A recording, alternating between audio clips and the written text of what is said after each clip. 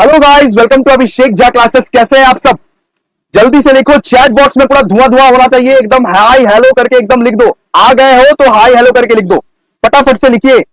और ये लिंक को जरा शेयर कीजिए। आज हम लोग करने वाले हैं ईएनवीएस का full syllabus one shot marathon, यानी पूरा का पूरा सिलेबस का रिवीजन आज एक ही पर्टिकुलर वीडियो में हम लोग कर लेंगे।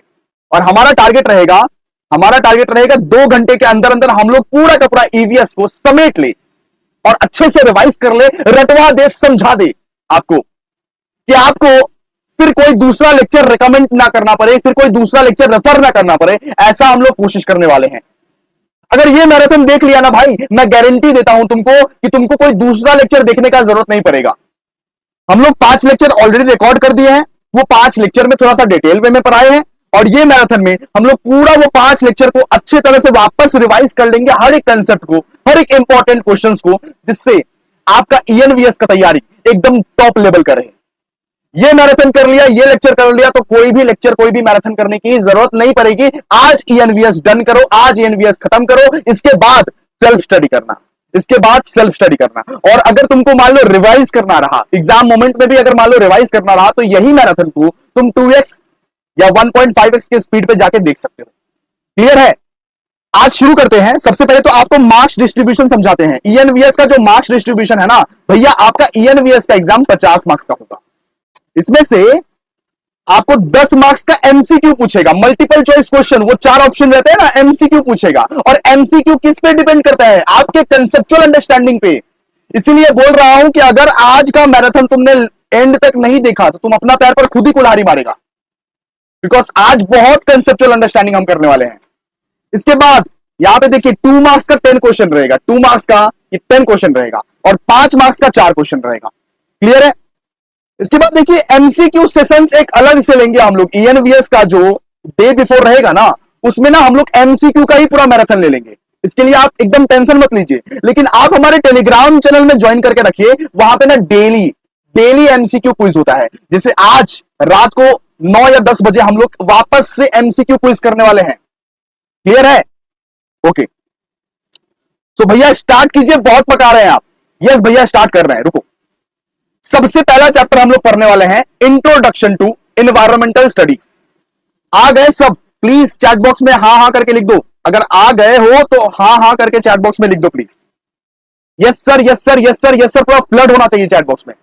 अब देखो, मुझे फर्क नहीं पड़ता कितने जन देख रहे हैं, कितने जन नहीं देख रहे हैं। जो नहीं देख रहे हैं उनको मैं कुछ नहीं बोल सकता, सिंपल सा बात है। लेकिन तुम देख रहे हो ना, तो तुमको बेनिफिट जरूर मिलेगा दोस्त।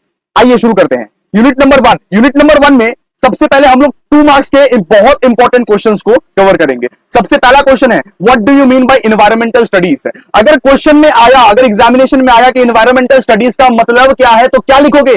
जरा ध्यान दे दो, जरा ध्यान दे दो दोस्तों, इंपॉर्टेंट है। Environmental studies refers to the interdisciplinary field of study that examines the interaction between human and the environment। यानी environment का मतलब, environmental studies का मतलब है कि आप स्टडी कर रहे हो environment के बारे में।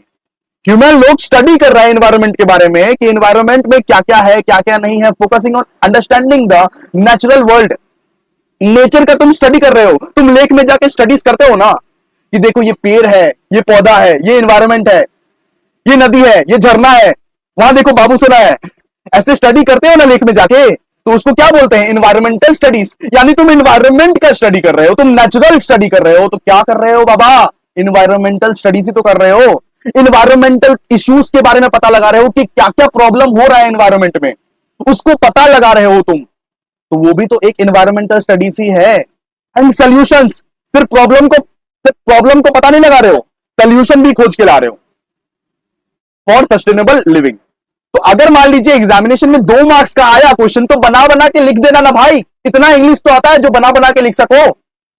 इतना इंग्लिश तो आता है ना, बना बना के लिख सको। बना बना के लिखना है, रट्टू तोता नहीं बनना है। यहां का भी तुम फॉलो करो ना करो, लेकिन ऐसे ही वर्ड, ऐसे ही कंटेंट बना बना के लिखना है।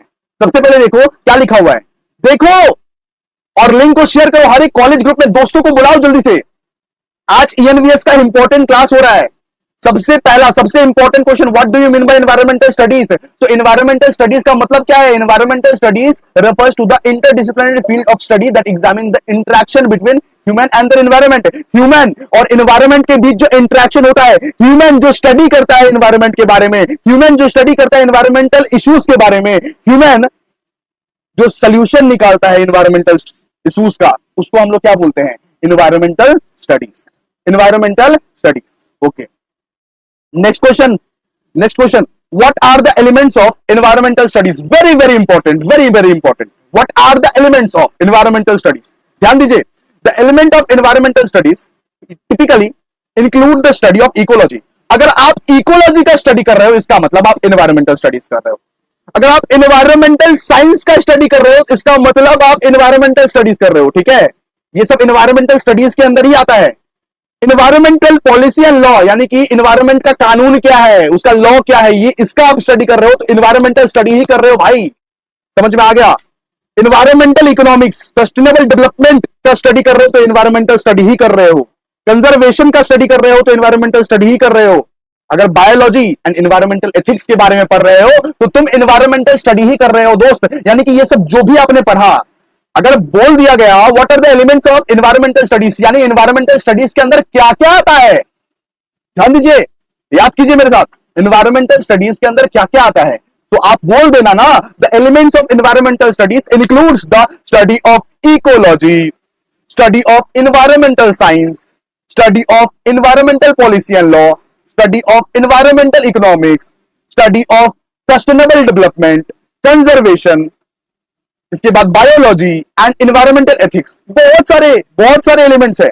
इकोलॉजी का स्टडी करते हैं, एनवायरमेंटल साइंस का स्टडी करते हैं, एनवायरमेंटल पॉलिसी एंड लॉ का स्टडी करते हैं, एनवायरमेंटल इकोनॉमिक्स का स्टडी करते हैं, सस्टेनेबल डेवलपमेंट का स्टडी करते हैं, कंजर्वेशन का स्टडी करते हैं। 2 मार्क्स तुमको मिल गया। इतना नहीं लिख पाओगे? यस। अब बात करते हैं सस्टेनेबल डेवलपमेंट का मतलब क्या है। सस्टेनेबल डेवलपमेंट का मतलब क्या है? इसका मतलब यह है कि आप जो डेवलपमेंट कर रहे हो, आप जितना डेवलपमेंट कर रहे हो, हमारा देश तरक्की कर रहा है, आपको देखे बहुत खुशी मिल रहा है, हमको पता है, लेकिन आप जो डेवलपमेंट कर रहे हो, थोड़ा रिसोर्सेस को बचा लो भाई, थोड़े रिसोर्सेस को बचा लो। फ्यूचर में आपके जब बेटे बेटियां होंगे, जब फ्यूचर जनरेशंस आगे बढ़ेगी, जब हमारी इंडिया की आबादी आगे बढ़ेगी, फ्यूचर जनरेशंस कौन से रिसोर्सेस यूज करेगी? अगर सारे के सारे रिसोर्सेस तुम खत्म कर दिया, सारा का सारा रिसोर्सेस अगर तुम खत्म कर दिया, मैं खत्म कर दिया, आप खत्म कर दिए, तो हमारे फ्यूचर जनरेशंस क्या यूज करेंगे? क्लियर है? तो भैया डेवलपमेंट तो करो, डेवलपमेंट करना अच्छी बात है, डेवलपमेंट करो, लेकिन फ्यूचर जनरेशंस का सोच के करो, तुम्हारे बेटे बेटियों को का सोच के करो। सिंपल सा बात है। ठीक है, डेवलपमेंट करो लेकिन फ्यूचर जनरेशंस का सोच के करो, रिसोर्सेस को बचाओ, रिसोर्सेस को फालतू का यूज मत करो। जैसे बहुत लोग क्या करते हैं ना, एकदम पानी चला रहे हैं तो पानी चलते ही रहा है, मतलब कि चलते ही रहा है, चलते ही रहा है, चलते रहा है, एकदम सारे के सारे रिसोर्सेस को वेस्ट कर रहे हैं, वो बेकार का वेस्ट कर रहे हैं। क्लियर है? तो यहां पे देखो सस्टेनेबल डेवलपमेंट, देखो इसको भी याद करवाते हैं फटाफट से, आओ। Sustainable development in environmental studies, ऐसे करके लिखना, sustainable development in environmental studies refers to the approach of meeting the needs of the present without, present generation होगा यहां पे, प्रेजेंट जनरेशन लिख देना, meeting the needs of present generation without compromising the ability of future generation. यानी कि present generation जो है, जैसे हम आप इस तरह से डेवलपमेंट करेंगे जिस तरह से फ्यूचर जनरेशंस को कुछ अफेक्ट ना पड़े, फ्यूचर जनरेशंस के लिए भी रिसोर्सेस बचे, उसको हम लोग क्या बोलते हैं? Sustainable development. To meet their own needs, इतना अगर आप लिख दोगे ना भैया, आपको 2 मार्क्स पक्का मिल जाएंगे। आओ अब पढ़ते हैं सस्टेनेबिलिटी क्या होता है। अब क्या पढ़ेंगे? सस्टेनेबिलिटी क्या होता है। Sustainability refers to the ability to maintain और इंड्योर ओवर टाइम, यानी मेंटेन करना। सस्टेनेबिलिटी का मतलब क्या है? एक रिसोर्सेस को मेंटेन करना।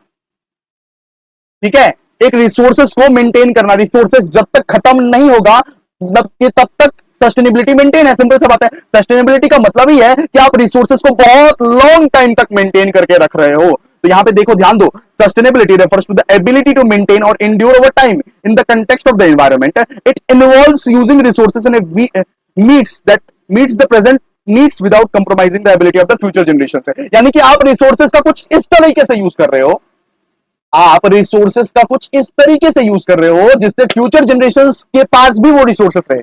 बहुत कम यूज कर रहे हो, बहुत लिमिटेड यूज कर रहे हो, अच्छे से यूज कर रहे हो वो रिसोर्सेस का। क्लियर है? इसको हम लोग क्या बोलते हैं? सस्टेनेबिलिटी। क्लियर है?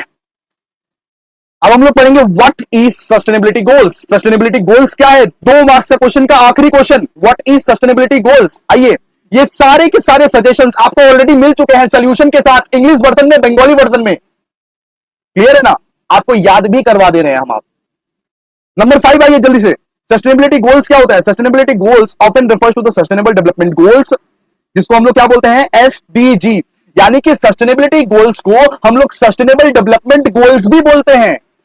सस्टेनेबिलिटी गोल्स को हम लोग सस्टेनेबल डेवलपमेंट गोल्स भी बोलते हैं। Are a set of target established by the United Nation, जिसको यूनाइटेड नेशंस ने एक टारगेट बनाया हुआ है कि ये सब हमारे गोल्स है, इन सारे गोल्स को अचीव करना है। जैसे कि क्या, पॉवर्टी।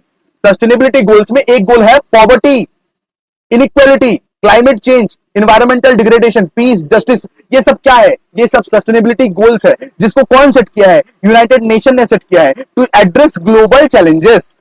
ग्लोबली जो बहुत सारे प्रॉब्लम्स आ रहे हैं ना, उन प्रॉब्लम्स का सॉल्यूशन करने के लिए इन्होंने एक एसडीजी बनाया, यानी कि सस्टेनेबल डेवलपमेंट गोल्स। यानी बहुत सारे उद्देश्य लिखे उसमें कि हमें क्या क्या करना है। उन्होंने लिखा उसमें हमें गरीबी को मिटाना है, हमें इनइक्वालिटी को हटाना है, हमें क्लाइमेट चेंज के इश्यूज के बारे में काम करना है। क्लाइमेट चेंज जो इतना हो रहा है, मतलब जब गर्मी आता है तो एकदम 50 डिग्री, 55 डिग्री, 60 डिग्री जो होता है, उसके इश्यूज को रिजॉल्व करना है। हमें एनवायरमेंटल डिग्रेडेशन के इश्यूज को रिजॉल्व करना है, पीस लाना है, जस्टिस लाना है। ये सब गोल्स है, गोल्स। जैसे आपका गोल क्या है, 90% लाना, तो इनका भी गोल है, यूनाइटेड नेशन का भी गोल है। तो ये सस्टेनेबिलिटी डेवलपमेंट गोल्स किसने दिया है? यूनाइटेड नेशन, जो कि हमारे कंट्री ने अडॉप्ट किया है। हमारे कंट्री ने भी बोला है कि हम लोग भी ये गोल्स में शामिल होंगे। सिंपल सा बात है। They aim to promote sustainable development worldwide by 2030, यानी कि ये लोग बोले हैं कि 2030 तक हम लोग पूरा का पूरा कंट्री में, पूरा का पूरा वर्ल्ड वाइड सस्टेनेबल डेवलपमेंट कर देंगे। 2030 तक हम लोग पूरा वर्ल्ड वाइड में सस्टेनेबल डेवलपमेंट कर देंगे। किसने बोला है? United Nations. अब देखते हैं, अभी तो आया नहीं है ना 2030। क्लियर है? तो 2 मार्क्स का क्वेश्चन हमारा खत्म। अब नेक्स्ट आइए, 5 मार्क्स का पहला क्वेश्चन। शेयर कर दो भाई, लिंक जल्दी जल्दी शेयर कर दो, सारे के सारे ग्रुप में फैलानी चाहिए। अगर तुमको बेनिफिट हो रहा है तो दूसरों को भी बेनिफिट करवाओ, बहुत पुण्य मिलेगा।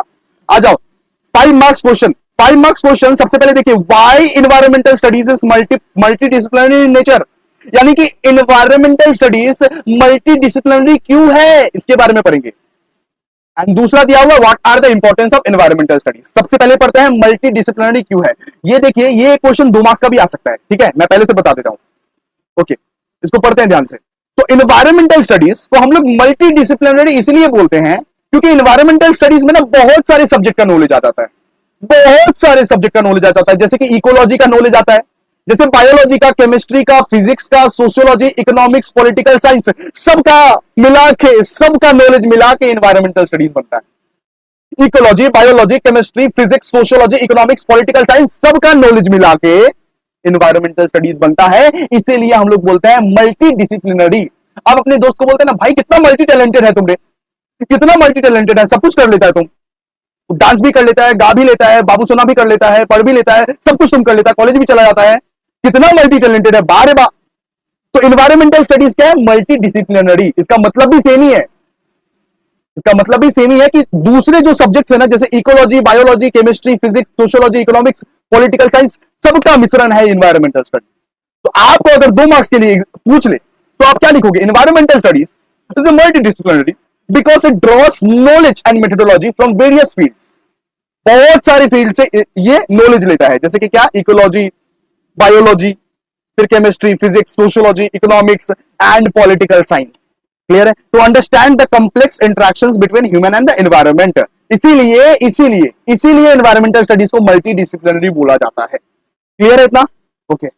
सेकंड वाला क्वेश्चन यहां पे क्या था, देखिए, what are the importance of environmental studies. दूसरा बोला है कि एनवायरमेंटल स्टडीज का इंपॉर्टेंस बताओ भाई, इंपॉर्टेंस बताओ। तो आइए, importance of environmental studies are, ऐसे लिख दीजिएगा, importance of environmental studies are raise awareness about environmental issues and consequences, यानी कि सबको हमें अवेयर करना है एनवायरमेंटल इश्यूज के बारे में, एनवायरमेंटल में क्या क्या प्रॉब्लम आ रहा है।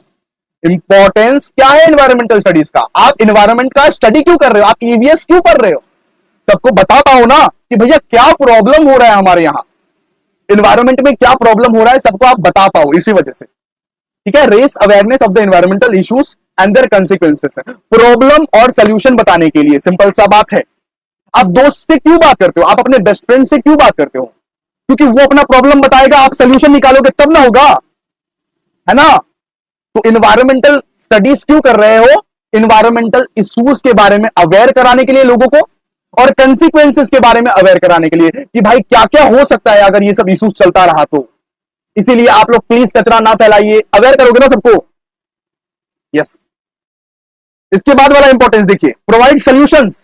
भाई सिर्फ प्रॉब्लम मत बताओ, सॉल्यूशन भी लेके आओ। अब दोस्त ने तुमको प्रॉब्लम बता दिया और तुम उसको सॉल्यूशन नहीं दोगे तो वो दोस्त एक कान चपट्टा मारेगा, बोलेगा हम प्रॉब्लम बताए और तुम सॉल्यूशन नहीं देगा, बेस्ट फ्रेंड किस बात का तुम, है ना? तो इसका मतलब यह है कि इन्वायरमेंटल स्टडीज हम लोगों को क्या बताता है? सॉल्यूशन भी बताता है। Provide solutions and strategies for sustainable development. हम लोग किस तरह से सस्टेनेबल डेवलपमेंट कर सकते हैं, इसका सॉल्यूशन भी इन्वायरमेंटल स्टडीज ही देगा रे बाबा। क्लियर है? दो इंपॉर्टेंस पर आ दिए। अब तीसरा, influence policies and regulations to mitigate environmental degradation and promote conservation efforts. यानी कि एनवायरमेंट डिग्रेडेशन ना हो, इस वजह से आप पॉलिसी बनाओ। एनवायरमेंटल स्टडीज का थर्ड इंपॉर्टेंट, पॉलिसीज रेगुलेशंस बनाओ ताकि एनवायरमेंटल डिग्रेडेशन ना हो, एनवायरमेंट जैसा है वैसा ही रहे और डिग्रेड ना हो, बिकॉज बहुत दिक्कत हो रहा है। तो influence policies and regulations, rules बनाओ, पॉलिसी बनाओ, रेगुलेशंस बनाओ ताकि एनवायरमेंटल डिग्रेडेशन ना हो। इसी वजह से तो एनवायरमेंटल स्टडीज करते हो, इसी वजह से एनवायरमेंटल स्टडीज कर रहे हो ना, बिल्कुल। Fourth, boosted a sense of environmental stewardship and responsibility among individual communities and government। यानी कि सबको रिस्पॉन्सिबिलिटी अपना अपना बताना कि इंडिविजुअल का रिस्पॉन्सिबिलिटी क्या है, कम्युनिटीज का रिस्पॉन्सिबिलिटी क्या है, गवर्नमेंट का रिस्पॉन्सिबिलिटी क्या है। हम लोग अगर इन्वायरमेंटल स्टडीज करते हैं तो हमारा कुछ रिस्पॉन्सिबिलिटी है, जो भी हमने स्टडी किया है वो रियल लाइफ में अप्लाई करेंगे। ऐसा कोई नहीं करता है लेकिन रियल लाइफ में अप्लाई करना चाहिए। लास्ट में यही बताया गया है कि आपका भी कुछ रिस्पॉन्सिबिलिटी है इस देश के प्रति, आपका भी कुछ रिस्पॉन्सिबिलिटी है, इंडिविजुअल का भी कुछ रिस्पॉन्सिबिलिटी है, कम्युनिटी का भी रिस्पॉन्सिबिलिटी है एंड गवर्नमेंट का भी रिस्पॉन्सिबिलिटी है। क्लियर है? समझ में आ गया? ओके जी। एंड लास्ट पॉइंट दिया हुआ है, address global challenges such as climate change, pollution, loss of biodiversity and depletion of natural resources. ये जो इन्वायरमेंटल स्टडीज करने के बाद ना आप बहुत सारे प्रॉब्लम को एड्रेस कर सकते हो, क्लाइमेट चेंज को एड्रेस कर सकते हो, ये पोल्यूशन को थोड़ा सा कम कर सकते हो, लॉस ऑफ बायोडाइवर्सिटी का सोल्यूशन निकाल सकते हो, और डिप्लेशन ऑफ नेचुरल रिसोर्सेज जो हो रहा है, डिप्लेशन ऑफ ओजोन लेयर जो हो रहा है, नेचुरल रिसोर्सेज जो हो रहा है, उसको भी थोड़ा सा आप कम कर सकते हो, इसका सोल्यूशन निकाल सकते हो। यानी कि अगर आप पढ़ते हो ना इन्वायरमेंटल स्टडीज, इन्वायरमेंट का स्टडी करते हो ना, तो स्टडी करने के बाद इन्वायरमेंट में जो प्रॉब्लम्स है उसका सोल्यूशंस भी निकाल पाओगे। सिंपल सा बात है। ओके, क्लियर है? क्लियर है? आइए अभी नेक्स्ट क्वेश्चन में बढ़ते हैं। Briefly explain about low carbon cycle. Low carbon cycle क्या होता है, इसको एक्सप्लेन कीजिए। तो लो कार्बन साइकिल एक नेचुरल प्रोसेस होता है जिससे हम लोग कार्बन गैसेस को रिलीज करने से रोकते हैं, जिससे हम लोग ये कोशिश करते हैं कि कम से कम कार्बन गैसेस रिलीज हो एनवायरमेंट में। कार्बन गैसेस हमारे लिए खतरा है दोस्तों, मैं बता दूं, कार्बन गैसेस हमारे लिए खतरा है। तो हम लोग ये कोशिश करते हैं कि ये एनवायरमेंट में कम से कम कार्बन गैसेस रिलीज हो, इसको हम लोग बोलते हैं लो कार्बन साइकिल। और उसी को हम लोग बोलते हैं लो कार्बन लाइफस्टाइल, यानी कि हम लोग लो कार्बन लाइफस्टाइल को फॉलो कर रहे हैं। कैसे? ग्रीन हाउस गैसेस का अगर आप कम यूज करोगे, पेट्रोल डीजल का अगर आप कम यूज करोगे, तो कार्बन गैसेस ना रिलीज नहीं होगी एनवायरमेंट में, उतने हद तक रिलीज नहीं होगी। ठीक है? क्लियर है ना? आइए, तो the low carbon cycle refers to the natural process that regulates the exchange of carbon between the atmosphere, oceans, land, living organisms with minimum carbon emissions। यानी कि हम लोग ये कोशिश करेंगे कि कम से कम कार्बन गैसेस आए एनवायरमेंट में, कम से कम कार्बन गैसेस फैले एनवायरमेंट में। कैसे कर सकते हैं? जैसे हम लोग फोटोसिंथेसिस इन प्लांट्स, जैसे अगर मान लो कि आप बहुत ज्यादा पेड़ उगाने लगे, फिर तो सारा का सारा कार्बन गैसेस को प्लांट्स ही कंज्यूम कर लेगा। हम लोग बचपन में पढ़ते थे ना, प्लांट्स कार्बन गैसेस को कंज्यूम करता है और वो ऑक्सीजन छोड़ता है, वही ऑक्सीजन हम लोग लेते हैं। सिंपल सा बात है, तो ज्यादा पेड़ उगाओ, सिंपल सा बात है।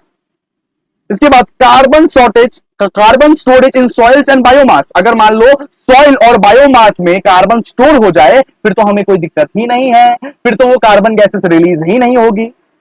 And carbon Uptake by the ocean. ठीक है? तो ये सब करके आप ना रेगुलेट कर सकते हो, ये सब करके आप लो कार्बन साइकिल को रेगुलेट कर सकते हो। अब इससे बेनिफिट क्या होगा एनवायरमेंट को?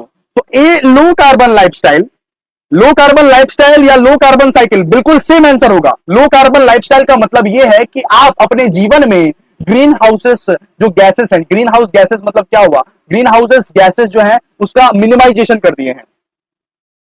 A low carbon lifestyle is that aims to reduce greenhouse gas emission and minimize the impact of human activity on the climate. A low carbon lifestyle reduces greenhouse gases and saves resources, यानी कि आप resource को बचा रहे हो, आप green house gases का प्रयोग कम कर रहे हो, पेट्रोल डीजल फ्यूल का प्रयोग कम कर रहे हो, ये सब ग्रीन हाउस गैसेस है। क्लियर है?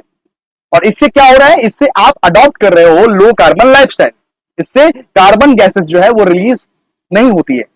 तो इतना आपको लिख देना है 5 मार्क्स के आंसर में। हो सकता है कि आप लोग समझ गए होंगे, नहीं समझे तो प्लीज बैक करके देख लेना, बाद में देख लेना, लेकिन समझ गए होंगे मुझको तो लगता है। ठीक है, आइए नेक्स्ट हम लोग आगे वाला चैप्टर अब बढ़ते हैं। Unit number 2 ecology and ecosystem. Unit number 1 हम लोग कंप्लीट कर लिए। यस दोस्तों, आइए यूनिट नंबर 2 अब देखते हैं। सबसे पहले दिया हुआ है डिफाइन इकोलॉजी। डिफाइन इकोलॉजी यानी कि इकोलॉजी क्या होता है। Ecology is the scientific study of interaction between organisms and their environment, यानी कि ऑर्गेनिज्म मतलब क्या होता है, जीव जंतु और उनके एनवायरमेंट के बीच जो रिश्ता होता है उस रिश्ते को हम लोग बोलते हैं इकोलॉजी।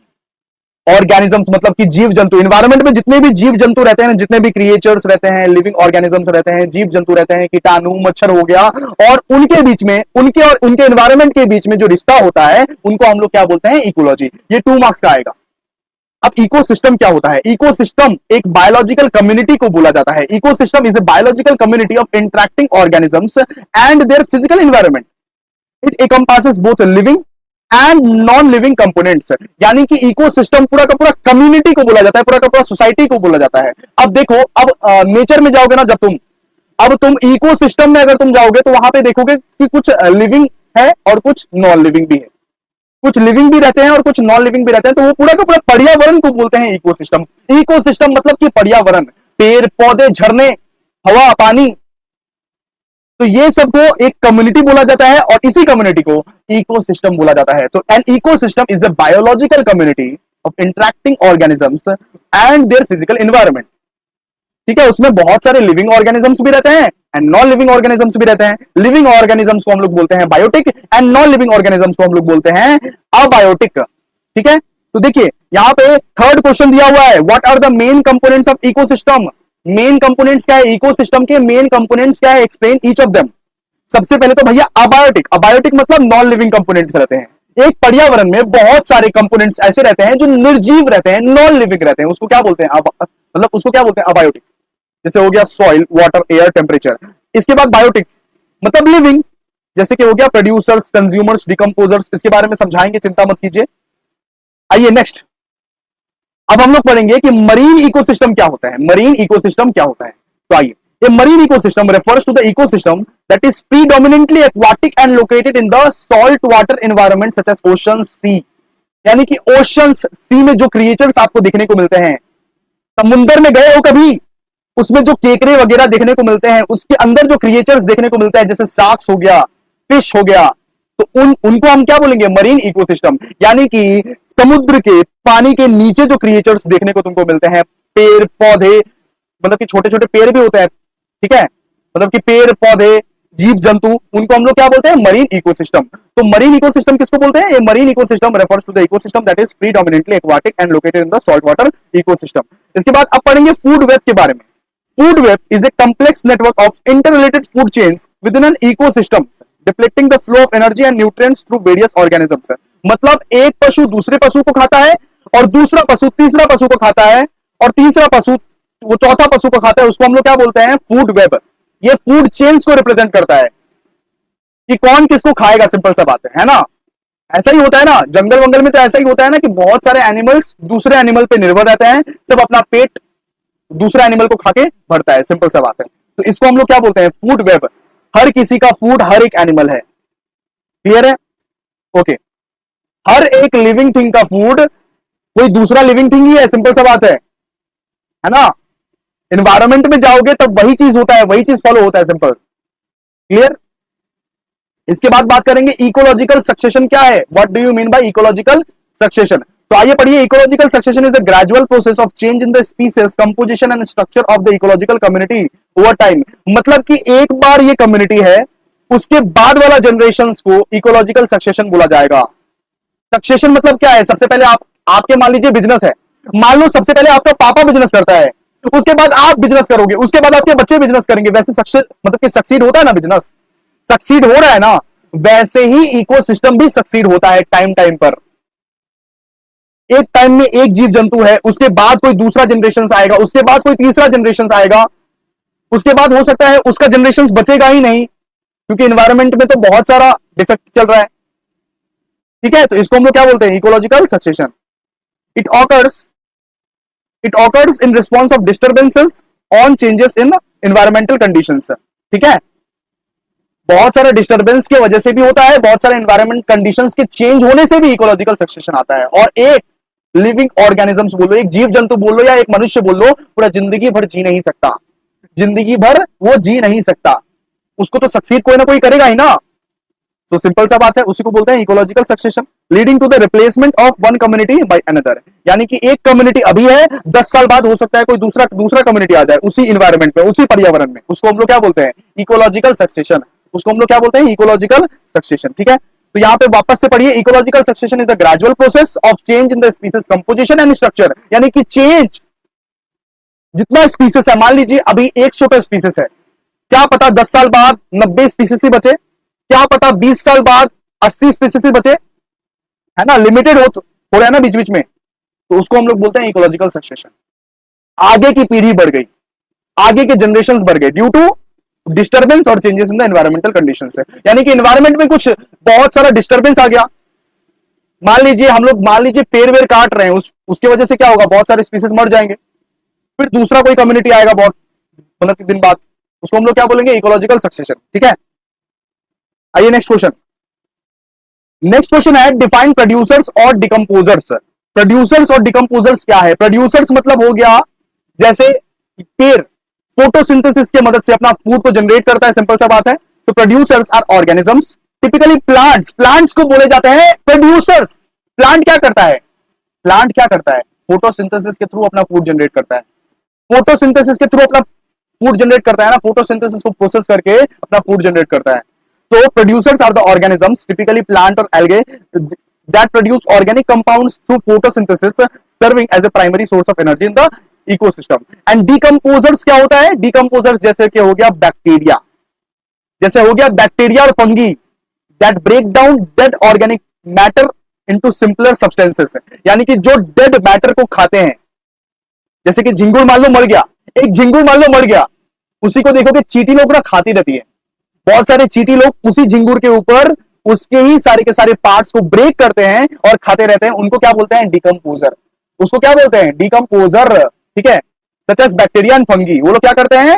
एक लिविंग ऑर्गेनिज्म मर गया, उसी के ऊपर चढ़ जाओ, उसी को तोड़ दो, उसी को मरोड़ दो, उसी को छोड़ दो और उसी को खा लो, उसको क्या बोलते हैं? डिकम्पोजर। और प्रोड्यूसर लोग क्या करते हैं? जैसे कि प्लांट्स, फर्स्ट प्लांट क्या करता है? फोटोसिंथेसिस से खाता है, फोटोसिंथेसिस से अपना खाना बनाता है। क्लियर है? अब हम लोग पढ़ेंगे एक्वाटिक इकोसिस्टम किसको बोलते हैं? An aquatic ecosystem is a community or organisms of that environment that is primarily water based, जो वाटर बेस्ड रहता है, जो लेक्स, रिवर्स एंड वेटलैंड में आपको मिलेंगे। जो इकोसिस्टम, जो पर्यावरण आपको लेक में मिलेगा, रिवर्स में मिलेगा, वेटलैंड में मिलेगा, उसको हम लोग क्या बोलते हैं? Aquatic ecosystem. ठीक है, जो पानी में रहते हैं, सिंपल सा बात है, उस इकोसिस्टम को क्या बोलते हैं? Aquatic ecosystem. यानी जो लेक्स, रिवर्स, वेटलैंड में मिलेगा, उस इकोसिस्टम को आप क्या बोलोगे? Aquatic ecosystem. के बाद आइए next, what is habitat. Next question है, व्हाट इज हैबिटेट। तो हैबिटेट क्या है? Habitat refers to the specific environment और area where an organisms live, grows and reproduces. यानी कि हैबिटेट मतलब एक पर्टिकुलर एरिया जहां पे एक जीव जंतु जन्म भी होता है, आगे भी बढ़ता है और किसी दूसरे को जन्म भी देता है। कोई एक एरिया जहां पे एक लिविंग ऑर्गेनिजम्स, जहां पे एक जीव जंतु जन्म भी होता है, मतलब कि बड़ा भी होता है, इसके बाद किसी और को भी प्रोड्यूस वो करता है। सिंपल सा बात है। जैसे आप लोगों के मम्मी पापा एक पर्टिकुलर एरिया से होंगे, सबसे पहले वो जन्म भी वहीं पे हुए, आगे भी बढ़े वहीं से, और आप भी जो हुए वो वहीं से हुए, सिंपल सा बात है। वैसे ही तो इकोसिस्टम में भी होता है ना, वैसे ही तो लिविंग ऑर्गेनिजम्स के साथ भी होता होगा ना, जीव जंतुओं के साथ भी होता होगा ना। अगर एक जीव जंतु जन्म भी वहीं पे रहा है, आगे भी बढ़ रहा है वहीं से, मतलब कि ग्रो भी हो रहा है वहीं से, और दूसरे बच्चे को मतलब कि जनरेट भी कर रहा है वहीं से, तो उसको हम लोग क्या बोलते हैं, हैबिटेट। क्लियर है? Habitat refers to the specific environment or area where the organisms lives, grows and reproduces. It provides the necessary resources and conditions for the मतलब कि survival of the organism. अब पढ़ेंगे इकोटोन क्या है। Ecotone, ecotone is transition zone और boundary area between two district ecosystems, यानी एक boundary area है, ये मेरा, ये तेरा, ये मेरा, ये तेरा, ये एक बाउंड्री एरिया है। इकोसिस्टम मतलब इकोटोन इसको बोलते हैं हम लोग, ठीक है। Mix of species and environmental conditions for each इकोटोन्स।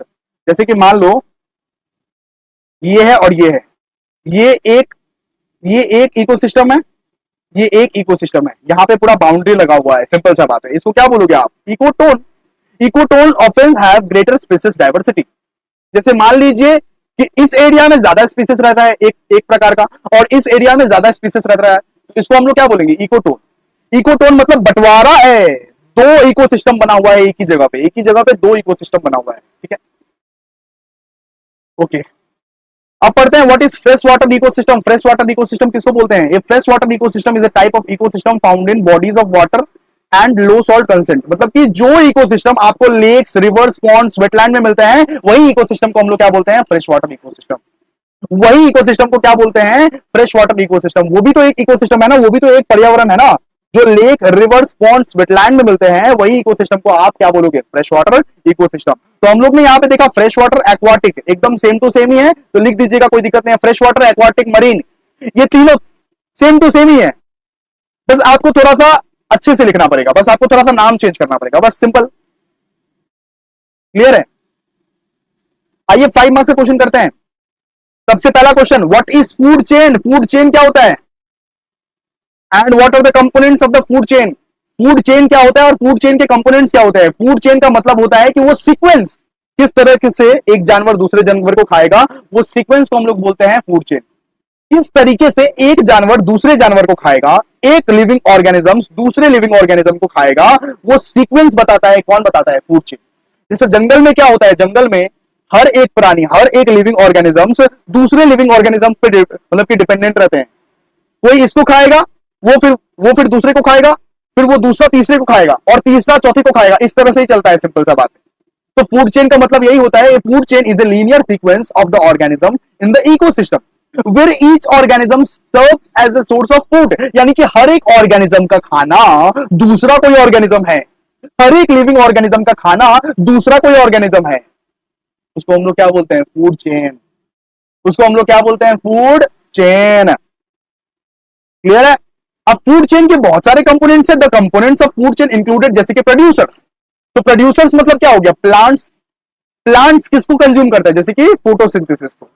Photosynthesis को वो अपना खाना बनाता है through photosynthesis using sunlight and chemical energy. Sunlight into chemical energy को बना के वो अपना खाना को प्रोड्यूस करता है, उसको हम लोग क्या बोलते हैं, प्रोड्यूसर्स। प्रोड्यूसर्स माने कि प्लांट। प्लांट फोटोसिंथेसिस के थ्रू अपना खाना प्रोड्यूस करता है, तो ये फूड चेन का ही हिस्सा है ना भाई, फूड चेन का ही हिस्सा है ना। इसके बाद देखो प्राइमरी कंज्यूमर्स। प्राइमरी कंज्यूमर्स मतलब क्या, हार्बीवोर्स। हार्बीवोर्स। इसके बाद सेकेंडरी मतलब कि कंज्यूमर्स जो कार्निवोर्स है।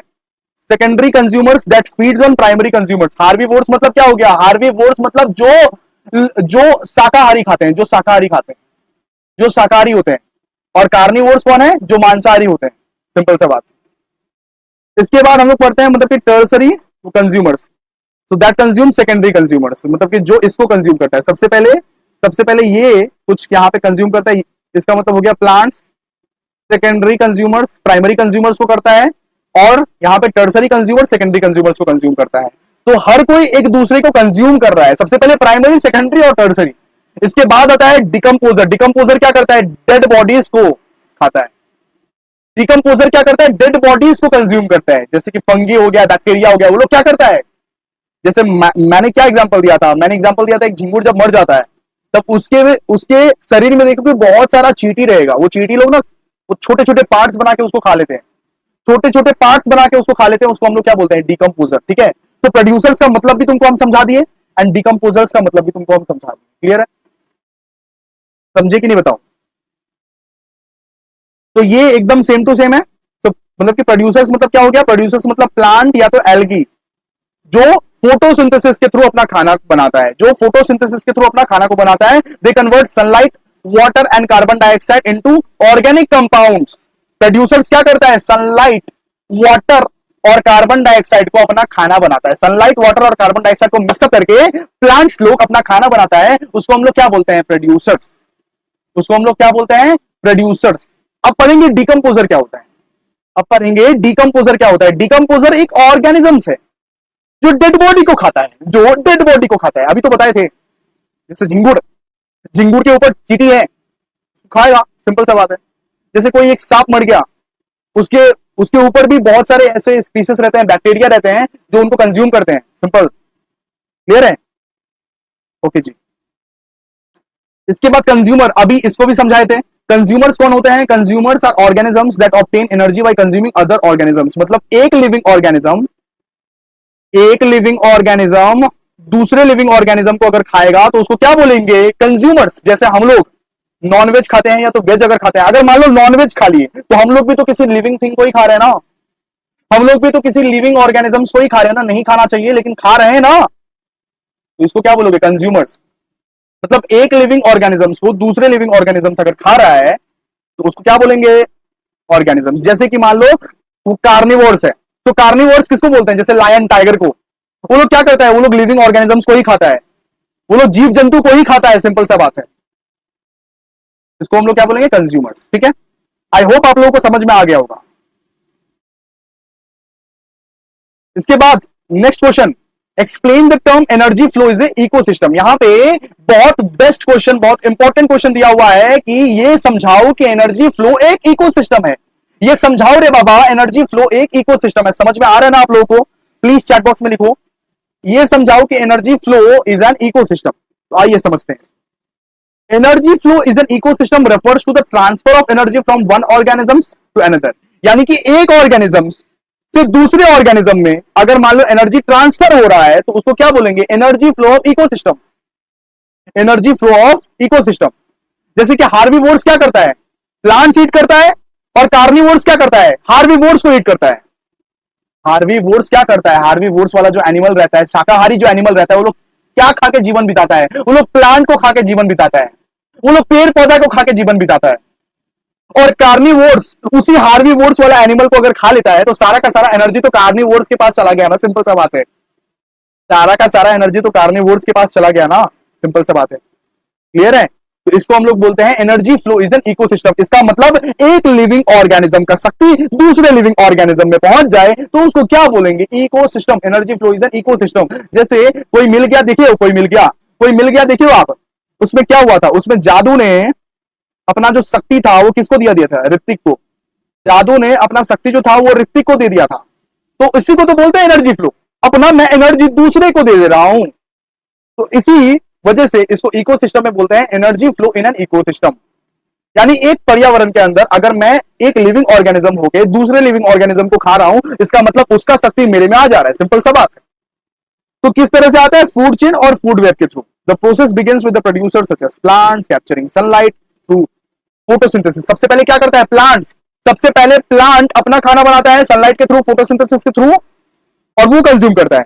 इसके बाद प्लांट्स को हार्बीवोर्स कंज्यूम करता है। इसके बाद कार्निवोर्स हार्बीवोर्स को कंज्यूम करता है, और सब अपना अपना शक्ति ट्रांसफर करते जाता है, ट्रांसफर करते जाता है, ट्रांसफर करते जाता है। सब अपना अपना शक्ति ट्रांसफर करते जाता है। इसको हम लोग क्या बोलते हैं? Energy flow in an ecosystem. Energy flow in an ecosystem. Clear है? तो ये भी 5 मार्क्स का आएगा। ठीक है, एकदम सेम सेम जो समझाए हैं वही सब चीज लिखा हुआ है। एक बार पढ़ लीजिएगा, एक बार प्यार से पढ़ लो ना यार, समझ में आ जाएगा। The flow energy in an ecosystem follow the 10% rule where only about 10% of the energy from one trophic level is transferred to next level। मतलब कि सिंपल सा बात है, 10% रूल फॉलो होता है। यानी कि एक लिविंग ऑर्गेनिज्म का शक्ति, एक लिविंग ऑर्गेनिज्म का बस 10% शक्ति मेरे में आएगा, बस 10% शक्ति मेरे में आएगा। क्लियर है? This means that as energy moves up the food chain, there is a decrease in the amount of energy available to higher trophic level। बस सिंपल। क्लियर है? बना बना के लिख दोगे, बना बना के क्या लिख दोगे? अच्छा, यहां पे what is the impact of acid rain आना चाहिए था एनवायरमेंटल पोल्यूशन में, लेकिन ये इस चैप्टर में आ गया गलती से। सॉरी दोस्तों, what is the impact of acid rain आना चाहिए था लास्ट वाला चैप्टर में, लेकिन आ गया यहां पे। लेकिन कोई बात नहीं, पढ़ लेते हैं। एसिड रेन का इंपैक्ट क्या होता है, सबसे पहले एसिड रेन समझते हैं। एसिड रेन क्या होता है? जब बारिश का पानी गिरती है ना, गिरने के समय में कुछ ऐसे गैसेस रहते हैं जो वो गैसेस जो है ना बारिश के पानी में मिक्स हो जाता है, और वो रेन हमारे लिए खतरनाक हो जाता है, लिविंग ऑर्गेनिजम्स के लिए खतरनाक हो जाता है। सिंपल सा बात है। तो acid rain is a type of precipitations that has high level of sulphuric and nitric oxide SO2 और NOx, यानी कि सल्फर डाइऑक्साइड और नाइट्रोजन ऑक्साइड का मिश्रण हो जाता है जब बारिश गिरती है। बारिश का पानी तो भाई शुद्ध है, बारिश का पानी तो भाई प्योर है, और जब गिरती है ना तब उसमें ना कुछ गैसेस मिक्स हो जाते हैं, जैसे कि सल्फर डाइऑक्साइड और nitrogen oxide from human activities, जैसे कि बर्निंग फॉसिल फ्यूल से। फॉसिल फ्यूल हम लोग बर्न करते हैं ना, फॉसिल फ्यूल जैसे कि पेट्रोल, डीजल, कोल हम लोग जो बर्न कर रहे हैं, इस वजह से ये सब सारे गैसेस उड़ रहे हैं, और जब बारिश होती है तो ये सब सारे गैसेस मिक्स हो जाती है, जिससे लिविंग ऑर्गेनिजम्स, इन्वायरमेंट, बिल्डिंग्स पर बहुत इंपैक्ट पड़ता है। जीव जंतु, इन्वायरमेंट, बिल्डिंग्स पर बहुत इंपैक्ट पड़ता है। बिल्डिंग और कमजोर होता जाता है एसिड रेन की वजह से। क्लियर है ना? सबसे पहले देखिए क्या लिखा हुआ है, damage to aquatic ecosystem. Aquatic ecosystem किसको बोलते थे? जो इकोसिस्टम पानी में रहता था, जो इकोसिस्टम पानी में रहता था, जैसे कि मछली हो गई, फिश हो गया, एक्वाटिक प्लांट्स हो गया। अब वही एसिड रेन वाला पानी, अब वही एसिड रेन वाला पानी उसी वाटर में मिक्स होगा तो भाई नुकसान है ना। फिश मर सकता है वो पानी में ही, एक्वाटिक प्लांट्स मर सकता है, सिंपल सा बात है। इसके बाद क्या होता है, सॉइल डिग्रेडेशन। सॉइल डिग्रेडेशन मतलब कि सॉइल का जो क्वालिटी है ना वो डिग्रेड करेगा। एसिड रेन जो गिरेगा ना, एसिड रेन, एसिड रेन मतलब क्या, वो जो गैस मिक्स होकर जो वो जो रेन गिरता है ना, वो जो रेन गिरता है ना, nitrogen oxide and sulphur dioxide वाला जो गैस मिक्स करके वो जो रेन गिर रहा है, इस वजह से क्या हो रहा है, सॉइल डिग्रेडेशन हो रहा है, सॉइल डिग्रेड हो रहा है, सॉइल का क्वालिटी डिग्रेड हो रहा है। तो इससे क्या होता है, सॉइल का क्वालिटी डिग्रेड हो जाता है। इसको बना बना के लिखना है भाई, बना बना के लिखना है, बना बना के लिखना है। Acid rain can leach essential nutrients like calcium and magnesium from the soil. इससे क्या होता है, इससे हमारा जो सॉइल क्वालिटी है वो डिग्रेड होता जाता है। इसके बाद impact on vegetation. Acid rain can damage plants. तो प्लांट्स को भी डैमेज कर सकता है, पूरा का पूरा प्लांट्स को भी डैमेज कर सकता है, प्लांट को वीक बना सकता है एसिड रेन। वो रेन जब प्लांट पे पड़ता है ना, जब पेड़ पौधे पे पड़ता है, तो वो पेड़ पौधा वीक बन जाता है इस वजह से। ठीक है, इसके बाद क्या होता है, position of building and infrastructure, यानी कि बिल्डिंग या तो मॉन्यूमेंट्स जो रहते हैं, बिल्डिंग, कोई अगर बिल्डिंग पे गिरा ना एसिड रेन, एसिड रेन मान लो कि बिल्डिंग पे गिरा या तो मॉन्यूमेंट पे गिरा, तो वो बिल्डिंग भी कमजोर बन जाता है, बिल्डिंग भी कमजोर बन जाता है। मार्बल का वो जो बिल्डिंग्स रहता है ना, उस पे अगर एसिड रेन गिरता है तो वो पूरा पूरा का पूरा बिल्डिंग वो कमजोर बन जाता है। इसीलिए तो कभी कभी खबर सुनते हो कि बिल्डिंग गिर गया, ठीक है, बहुत पुराना बिल्डिंग गिर गया। क्लियर है? और बहुत ह्यूमन हेल्थ कंसर्न्स भी आते हैं इस वजह से ना, ह्यूमन हेल्थ पर भी बहुत इफेक्ट पड़ता है, ह्यूमन का हेल्थ भी खराब होता है, ह्यूमन हेल्थ का भी कंसर्न है। ठीक है, तो ये चैप्टर हम लोग यूनिट नंबर 2 हम लोग खत्म कर दिए दोस्तों। फाइनली हम लोग अपना यूनिट नंबर 2 खत्म कर दिए। अब हम लोग यूनिट नंबर 3 पर बढ़ रहे हैं। यूनिट नंबर 3 का नाम है नेचुरल रिसोर्सेस। वापस से नेचुरल रिसोर्सेस। सबसे पहला 2 मार्क्स का क्वेश्चन करेंगे। क्या मजा आ रहा है? चैट बॉक्स में लिखो क्या मजा आ रहा है, लाइक कर दो दोस्तों और शेयर कर दो। ये लिंक को आप शेयर कीजिए अपने फ्रेंड सर्कल में, अपने दोस्तों वाले ग्रुप में, अपने व्हाट्सएप ग्रुप में, अपने कॉलेज ग्रुप में। फटाफट से खत्म करेंगे यूनिट नंबर 3। आ गए हम लोग यूनिट नंबर 3 में। आइए शुरू करते हैं। सबसे पहला important question, define renewable resources. Renewable resources क्या है? तो भैया रिन्यूएबल रिसोर्सेस वो है जो रिसोर्सेस कभी खत्म नहीं होगी, जो रिसोर्सेस अनंत है, जो रिसोर्सेस को रीजनरेट करना बहुत आसान है। कुछ ऐसे रिसोर्सेस हैं जो कभी खत्म नहीं होगी, जैसे कि सोलर एनर्जी, जैसे क्या, सोलर एनर्जी, विंड एनर्जी। तो ये सब क्या है, रिन्यूएबल रिसोर्सेस जो कभी खत्म नहीं होगी। ठीक है, so renewable resources are natural resources that can be replenished और regenerated over time either through the natural process और ह्यूमन इंटरवेंशन। जैसे क्या, मतलब कि जैसे क्या हो गया, solar energy, wind energy, hydro electric powers, biomass, geothermal energy, ये सब क्या है, रिन्यूएबल एनर्जी का एग्जांपल। नॉन रिन्यूएबल एनर्जी क्या है, नॉन रिन्यूएबल रिसोर्सेस क्या है बेटा, बताओ। 2 मार्क्स का आएगा, 2 मार्क्स का आएगा, बताओ जल्दी से बताओ। चैट बॉक्स में बताओ नॉन रिन्यूएबल रिसोर्सेस क्या है, बताओ जल्दी बताओ। चैट बॉक्स में बताइए, जल्दी बताइए, नॉन रिन्यूएबल रिसोर्सेस किसको बोलते हैं?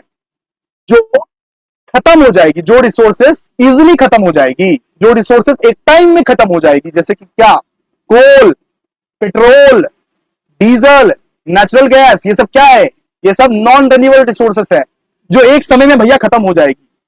आइए, तो non renewable resources are natural resources that are finite in quantity and can not be replenished within short period of time. एक बार खत्म हो गया तो गियो, इसीलिए इसको बोलते हैं रिसोर्सेस बचाओ, नॉन रिन्यूएबल रिसोर्सेस को बचाओ और जितना ज्यादा हो सके उतना रिन्यूएबल रिसोर्सेस का यूज करो। क्लियर है? अभी हम लोग पढ़ेंगे what is land degradation. Land degradation क्या है? लैंड डिग्रेडेशन का मतलब है लैंड का क्वालिटी खराब होना। लैंड का जो ऊपरी परत है, मान लो ये है लैंड, लैंड का क्वालिटी एकदम मान लो कि गड्ढे हो गए, गड्ढे वड्ढे हो गए, यानी कि लैंड का क्वालिटी खराब होना due to deforestation, overgrazing and agricultural practices. अगर आप पेड़ को उखाड़ते हो ना, अगर आप एक ही लैंड में बहुत सारे जीव जंतुओं को रखते हो, सिंपल सा बात है, तो क्या होता है? इससे लैंड डिग्रेडेशन होता है, इससे लैंड का क्वालिटी खराब होता है। लैंड डिग्रेडेशन का मतलब क्या है? लैंड का क्वालिटी खराब होना। Land degradation refers to the deterioration of the land quality and productivity. मतलब कभी कभी सुने हो ना, जमीन बंजर हो गई, अब इधर कुछ नहीं उगा सकते, बिल्कुल वही, उसी को बोलते हैं लैंड डिग्रेडेशन। लैंड खराब हो गया, क्वालिटी खराब हो गया भाई, अब उसमें प्लांट्स नहीं उग सकते, अब उसमें तुम एग्रीकल्चर नहीं कर सकते। क्लियर है? It leads to the loss of soil fertility, erosion, बहुत कुछ हो सकता है लैंड डिग्रेडेशन से। इसके बाद अब हम लोग पढ़ेंगे what is soil erosion. Soil erosion क्या होता है? आइए, सॉइल इरोशन क्या होता है समझते हैं। Soil erosion is the process by which soil particles are detached and carried away by the wind, water और other forces of the nations. यानी कि जब बारिश गिरती है ना, तब जो गड्ढे वगैरह हो जाते हैं, जब जो गड्ढे वगैरह हो जाते हैं रास्ते पे, जब बहुत बड़े बड़े गड्ढे हो जाते हैं और उस गड्ढे में पानी जम जाती है, उसको क्या बोलते हैं? Soil erosion. यानी कि सॉइल की जो पार्टिकल्स है, ऊपरी परत की जो पार्टिकल्स है, वो विंड की वजह से, हवा की वजह से, पानी की वजह से, या तो अदर फोर्सेस ऑफ नेचर की वजह से हट गई है, वो मतलब कि डिटैच हो गई है, रास्ता खराब हो चुका है, तो उसको हम लोग क्या बोलते हैं? Soil erosion. यानी कि ये जो सॉइल का जो परत है ना, ऊपरी परत, वो खराब हो चुका है ड्यू टू विंड, वाटर और other forces of nature. It occurs normally but if accelerated by the human activities such as deforestation, improper land use and poor agricultural practices। ये होती तो नेचुरल कॉसेस की वजह से ही है, सॉइल इरोशन जो है ये होती तो नेचुरल कॉसेस की वजह से ही है, लेकिन कभी कभी आप जब डिफोरेस्टेशन करते हो, इम्प्रॉपर लैंड यूज करते हो, या तो पुअर एग्रीकल्चरल प्रैक्टिसेस करते हो, तो ज्यादा बढ़ावा देती है, ज्यादा बढ़ जाती है सॉइल इरोशन। ठीक है? सॉइल इरोशन का मतलब समझा कि नहीं समझा बताओ? सॉइल इरोशन मतलब क्या होता है कि भाई जो सॉइल पार्टिकल्स है, जो कुछ सॉइल पार्टिकल है ना, वो डिटैच हो चुके हैं, वो खराब हो चुके हैं, रास्ते में गड्ढे आ चुके हैं, क्यों? विंड, वाटर और अदर फोर्सेस ऑफ नेचर के वजह से। ओके, अब पढ़ते हैं डिफोरेस्टेशन। डिफोरेस्टेशन का मतलब क्या होता है? डिफोरेस्टेशन का मतलब होता है clearing, removal, destruction of forest और वुडलैंड। यानी कि अगर आप पेड़ को उखाड़ोगे, अगर आप फॉरेस्ट को क्लियर करोगे अपना घर बनाने के लिए, उसका मतलब क्या होता है? डिफोरेस्टेशन। उसका मतलब क्या होता है? डिफोरेस्टेशन। तो it result in the loss of biodiversity. इससे बायोडाइवर्सिटी लॉस होगा, पर्यावरण का नुकसान होगा, कोई भी इन्वायरमेंट बचेगा नहीं। आज के जमाने में देख लो, आज के जमाने में कितने लेक्स है? बस एक ही तो लेक है। ठीक है? तो बहुत मतलब कि नुकसान हो रहा है। अगर आप पेड़ को उखाड़ते हो तो उसको क्या बोलते हैं? डिफोरेस्टेशन। सिंपल सा बात है। अगर आप फॉरेस्ट को क्लीन करते हो, क्लियर करते हो, अपना घर बनाते हो, इंफ्रास्ट्रक्चर डेवलपमेंट करते हो, रोड हाईवे वगैरह बना दिया और पेड़ पौधे का ध्यान नहीं रखते और पेड़ पौधे को उखाड़ के फेंक दिया, इससे क्या होता है? डिफोरेस्टेशन। इससे इकोसिस्टम में बहुत बड़ा इंपैक्ट पड़ता है। अब हम लोग पढ़ेंगे डिजर्टिफिकेशन क्या है। डिजर्टिफिकेशन क्या है? तो desertification is the process of land degradation in arid, semi arid and dry सब humid areas primarily caused by the human activities and climate change. तो ह्यूमन एक्टिविटीज की वजह से और क्लाइमेट चेंज की वजह से एक लैंड अगर डिजर्ट में कन्वर्ट हो जाए, एक लैंड अगर पूरा का पूरा डिजर्ट में कन्वर्ट हो जाए, उसको हम लोग क्या बोलते हैं? डिजर्टिफिकेशन। उसको हम लोग क्या बोलते हैं? डिजर्टिफिकेशन। एक पूरा का पूरा लैंड भैया डिजर्ट में कन्वर्ट हो गया, एक पूरा का पूरा लैंड, एक पूरा का पूरा इकोसिस्टम डेजर्ट में कन्वर्ट हो गया, उसको हम लोग क्या बोलते हैं? डेजर्टिफिकेशन। ठीक है? ये सब क्यों होता है? ये सब सॉइल इरोशन जब होता है तब होता है। डिक्लाइनिंग वाटर रिसोर्सेस, पानी वहां से नहीं आती है तब वो डिजर्ट बन जाएगा, वो पूरा का पूरा लैंड। लॉस ऑफ बायोडाइवर्सिटी की वजह से ही होता है। सिंपल सा बात है। मान लो कि तुम्हारे घर का जो एरिया है, मान लो तुम्हारे घर का जो वो जो लैंड है, उसका उस लैंड का जो तुम अगर ठीक से ध्यान नहीं रखोगे ना, तो वो लैंड बन जाएगा डेजर्ट। वो लैंड क्या बन जाएगा? डेजर्ट। इसी को हम लोग क्या बोलते हैं? डेजर्टिफिकेशन। डेजर्टिफिकेशन यानी कि लैंड का क्वालिटी एकदम खराब हो चुका है, अब वो धूला धूला बन चुका है, डेजर्ट बन चुका है। क्लियर है? रिवाइज हो रहा है? अच्छे से रिवाइज हो रहा है? चलो अब नेक्स्ट हम लोग पढ़ेंगे फ्लड। फ्लड क्या होता है? फ्लड मतलब बाढ़, भाई बाढ़ आ गई, बाढ़, ठीक है। Flood are the natural disasters characterized by the overflow of water. जब वाटर का ओवरफ्लो हो जाता है, जब तुम्हारे इलाके में पानी भर जाता है, बाढ़ आ जाता है, तब इसको क्या बोलते हैं? फ्लड। फ्लड। और फ्लड क्यों आता है भैया? हेवी रेनफॉल की वजह से, बहुत ज्यादा जब बारिश हो जाती है तब क्या आता है? फ्लड आता है भैया। पानी बढ़ गई एकदम, तो आप लोग क्या बोलते हो? फ्लड। क्लियर है? और उसमें उसमें क्या होता है? नाला वाला सब भर जाता है, नाला का पानी एकदम भर जाता है, डैम्स वगैरह सब मतलब कि भर जाता है पानी की वजह से। तो फ्लड क्यों होता है? Flood are the natural disasters मतलब कि characterized by the overflow of the water into land that is usually dry. जब लैंड यूजुअली ड्राई होता है और अचानक से एक बारिश आ गई और पूरा का पूरा पानी जम गया, उसको क्या बोलोगे आप? फ्लड। ओके, ड्रॉट पढ़ते हैं। ड्रॉट मतलब हो गया, drought is prolonged period of abnormally low precipitations resulting in water scarcity and dry conditions. Drought मतलब क्या हो गया ना, एक लैंड रहता है, वो सूखा रहने की वजह से वो लैंड ना टूट जाता है आपस में, वो लैंड के ना टुकड़े हो जाते हैं आपस में, ठीक है। वो लैंड के इस तरह से टुकड़े हो जाते हैं, तो क्या बोलते हैं उसको? ड्रॉट। यानी कि बहुत दिन से बारिश नहीं पड़ी, इस वजह से वो लैंड में टुकड़े हो गए, वो लैंड टूट गया, वो लैंड का कंडीशंस एकदम खराब हो चुका है, अब नॉर्मली खराब हो चुका है, उसको आप क्या बोलोगे? ड्रॉट। तो ड्रॉट की वजह से क्या क्या हो सकता है? ड्रॉट की वजह से क्रॉप फेलियर हो सकता है, वाटर शॉर्टेजेस हो सकता है, फूड इनसिक्योरिटी हो सकता है, इकोसिस्टम डिग्रेडेशन हो सकता है। यानी कि आप फसल नहीं उगा पाओगे। आप मान लो कि कुछ उगाना चाहते हो, उस लैंड पर कुछ नहीं उगा पाओगे, वाटर का शॉर्टेज तो रहेगा ही रहेगा, वाटर आएगा ही नहीं कहीं से। फूड का इनसिक्योरिटी हो जाएगा, खाना कहां से आएगा अगर उगेगा नहीं? तो खाना को तो उगाना पड़ता है ना, अगर उगेगा नहीं, चावल दाल ये सब उगेगा नहीं तो खाना कहां से आएगा? तो ड्रॉट का मतलब आपको अगर पूछा तो ड्रॉट का इंपैक्ट भी लिखना है। मैं बोल देता हूं, ड्रॉट का मतलब अगर आपको एग्जामिनेशन में पूछा तो ड्रॉट का आपको क्या लिखना है? इंपैक्ट भी। इसके बाद हम लोग पढ़ेंगे व्हाट इज ग्रीन एनर्जी। जरा ध्यान दीजिएगा, what is green energy? Green energy refers to the energy generated from the renewable sources of energy. यानी कि जितना भी रिन्यूएबल सोर्स ऑफ एनर्जी हम लोग यूज कर रहे हैं ना, उसको हम लोग क्या बोलते हैं? Green energy. जितना भी हम लोग रिन्यूएबल एनर्जी यूज कर रहे हैं उसको हम लोग क्या बोलते हैं? Renewable energy. जैसे कि अगर मान लीजिए कि solar power, wind power, hydro electric power, biomass, geothermal energy use कर रहे हैं, इसका मतलब हम लोग ग्रीन एनर्जी यूज कर रहे हैं। ग्रीन एनर्जी का मतलब रिन्यूएबल एनर्जी का यूज करना। रिन्यूएबल एनर्जी का मतलब क्या होता है? Solar power, wind power, hydro electric power, biomass and geothermal energy का यूज करना। सो ग्रीन एनर्जी का क्या मतलब होता है? ग्रीन एनर्जी का मतलब होता है कि ग्रीन हाउस गैसेस का ज्यादा से ज्यादा कम यूज करना, ग्रीन हाउस गैसेस का कम यूज करना और ग्रीन एनर्जी का ज्यादा यूज करना। ग्रीन एनर्जी का मतलब क्या होता है? रिन्यूएबल सोर्सेस ऑफ एनर्जी, और रिन्यूएबल सोर्सेस ऑफ एनर्जी का क्या मतलब होता है? Solar power, wind power, hydro electric power, biomass और जियोथर्मल एनर्जी का यूज करना, जो वापस से रिजनरेट किया जा सकता है। क्लियर है? अब लास्ट क्वेश्चन 2 मार्क्स के लिए हम लोग पढ़ेंगे what is fossil fuels. Fossil fuel क्या रहता है? Fossil fuels are the hydrocarbon based energy sources that are formed from the remains of ancient plants and animals. मतलब एशियन प्लांट्स और एनिमल्स को जला के, एशियन प्लांट्स और एनिमल्स को जला के बनाया जाता है fossil fuels underground over millions of year. ठीक है, जैसे हो गया coal, oil, natural gas are the primary source of the energy, तो फॉसिल फ्यूल इसको बोलते हैं। जैसे ऑयल, कोल, नेचुरल गैस, इन सब सारे चीज को हम लोग क्या बोलते हैं? फॉसिल फ्यूल्स, जो कि एंशिएंट पुराने पुराने प्लांट्स और एनिमल्स को जला के बनाए जाते हैं, इसीलिए तो वो लिमिटेड है, इसीलिए तो फॉसिल फ्यूल लिमिटेड है। इसका यूज आप ज्यादा ना करें, जो कि हम लोग ट्रांसपोर्टेशन के वक्त यूज करते हैं, हीटिंग के वक्त यूज करते हैं, इंडस्ट्रियल प्रोसेसेस के लिए यूज करते हैं। फॉसिल फ्यूल्स का यूज नहीं करना चाहिए, लेकिन हम लोग करते हैं बहुत कुछ यूज। ठीक है, तो फॉसिल फ्यूल क्या करता है? कार्बन डाइऑक्साइड को रिलीज करता है, कार्बन डाइऑक्साइड को रिलीज करता है। क्लियर है? ओके, आइए 5 मार्क्स का क्वेश्चन पढ़ते हैं अभी। 5 मार्क्स का question, first question, what do you mean by land degradation? Land degradation का मतलब क्या है? And what are the causes of land degradation? यानी कि लैंड डिग्रेडेशन का मतलब मैं समझा देता हूं आपको। जब लैंड क्वालिटी खराब हो जाती है, जब लैंड प्रोडक्टिविटी खराब हो जाती है, तो उसको हम लोग क्या बोलते हैं? Land degradation. तो land degradation refers to the deterioration and the land quality and productivity resulting from various human activities and natural processes। यानी कि भैया लैंड क्वालिटी खराब हो गई, लैंड का पूरा क्वालिटी खराब हो गया ह्यूमन एक्टिविटीज की वजह से, आपके वजह से, हमारे वजह से, उसको क्या बोलोगे? उसको बोलोगे लैंड डिग्रेडेशन। इसको आप क्या बोलोगे? Land degradation. और लैंड डिग्रेडेशन क्यों होता है?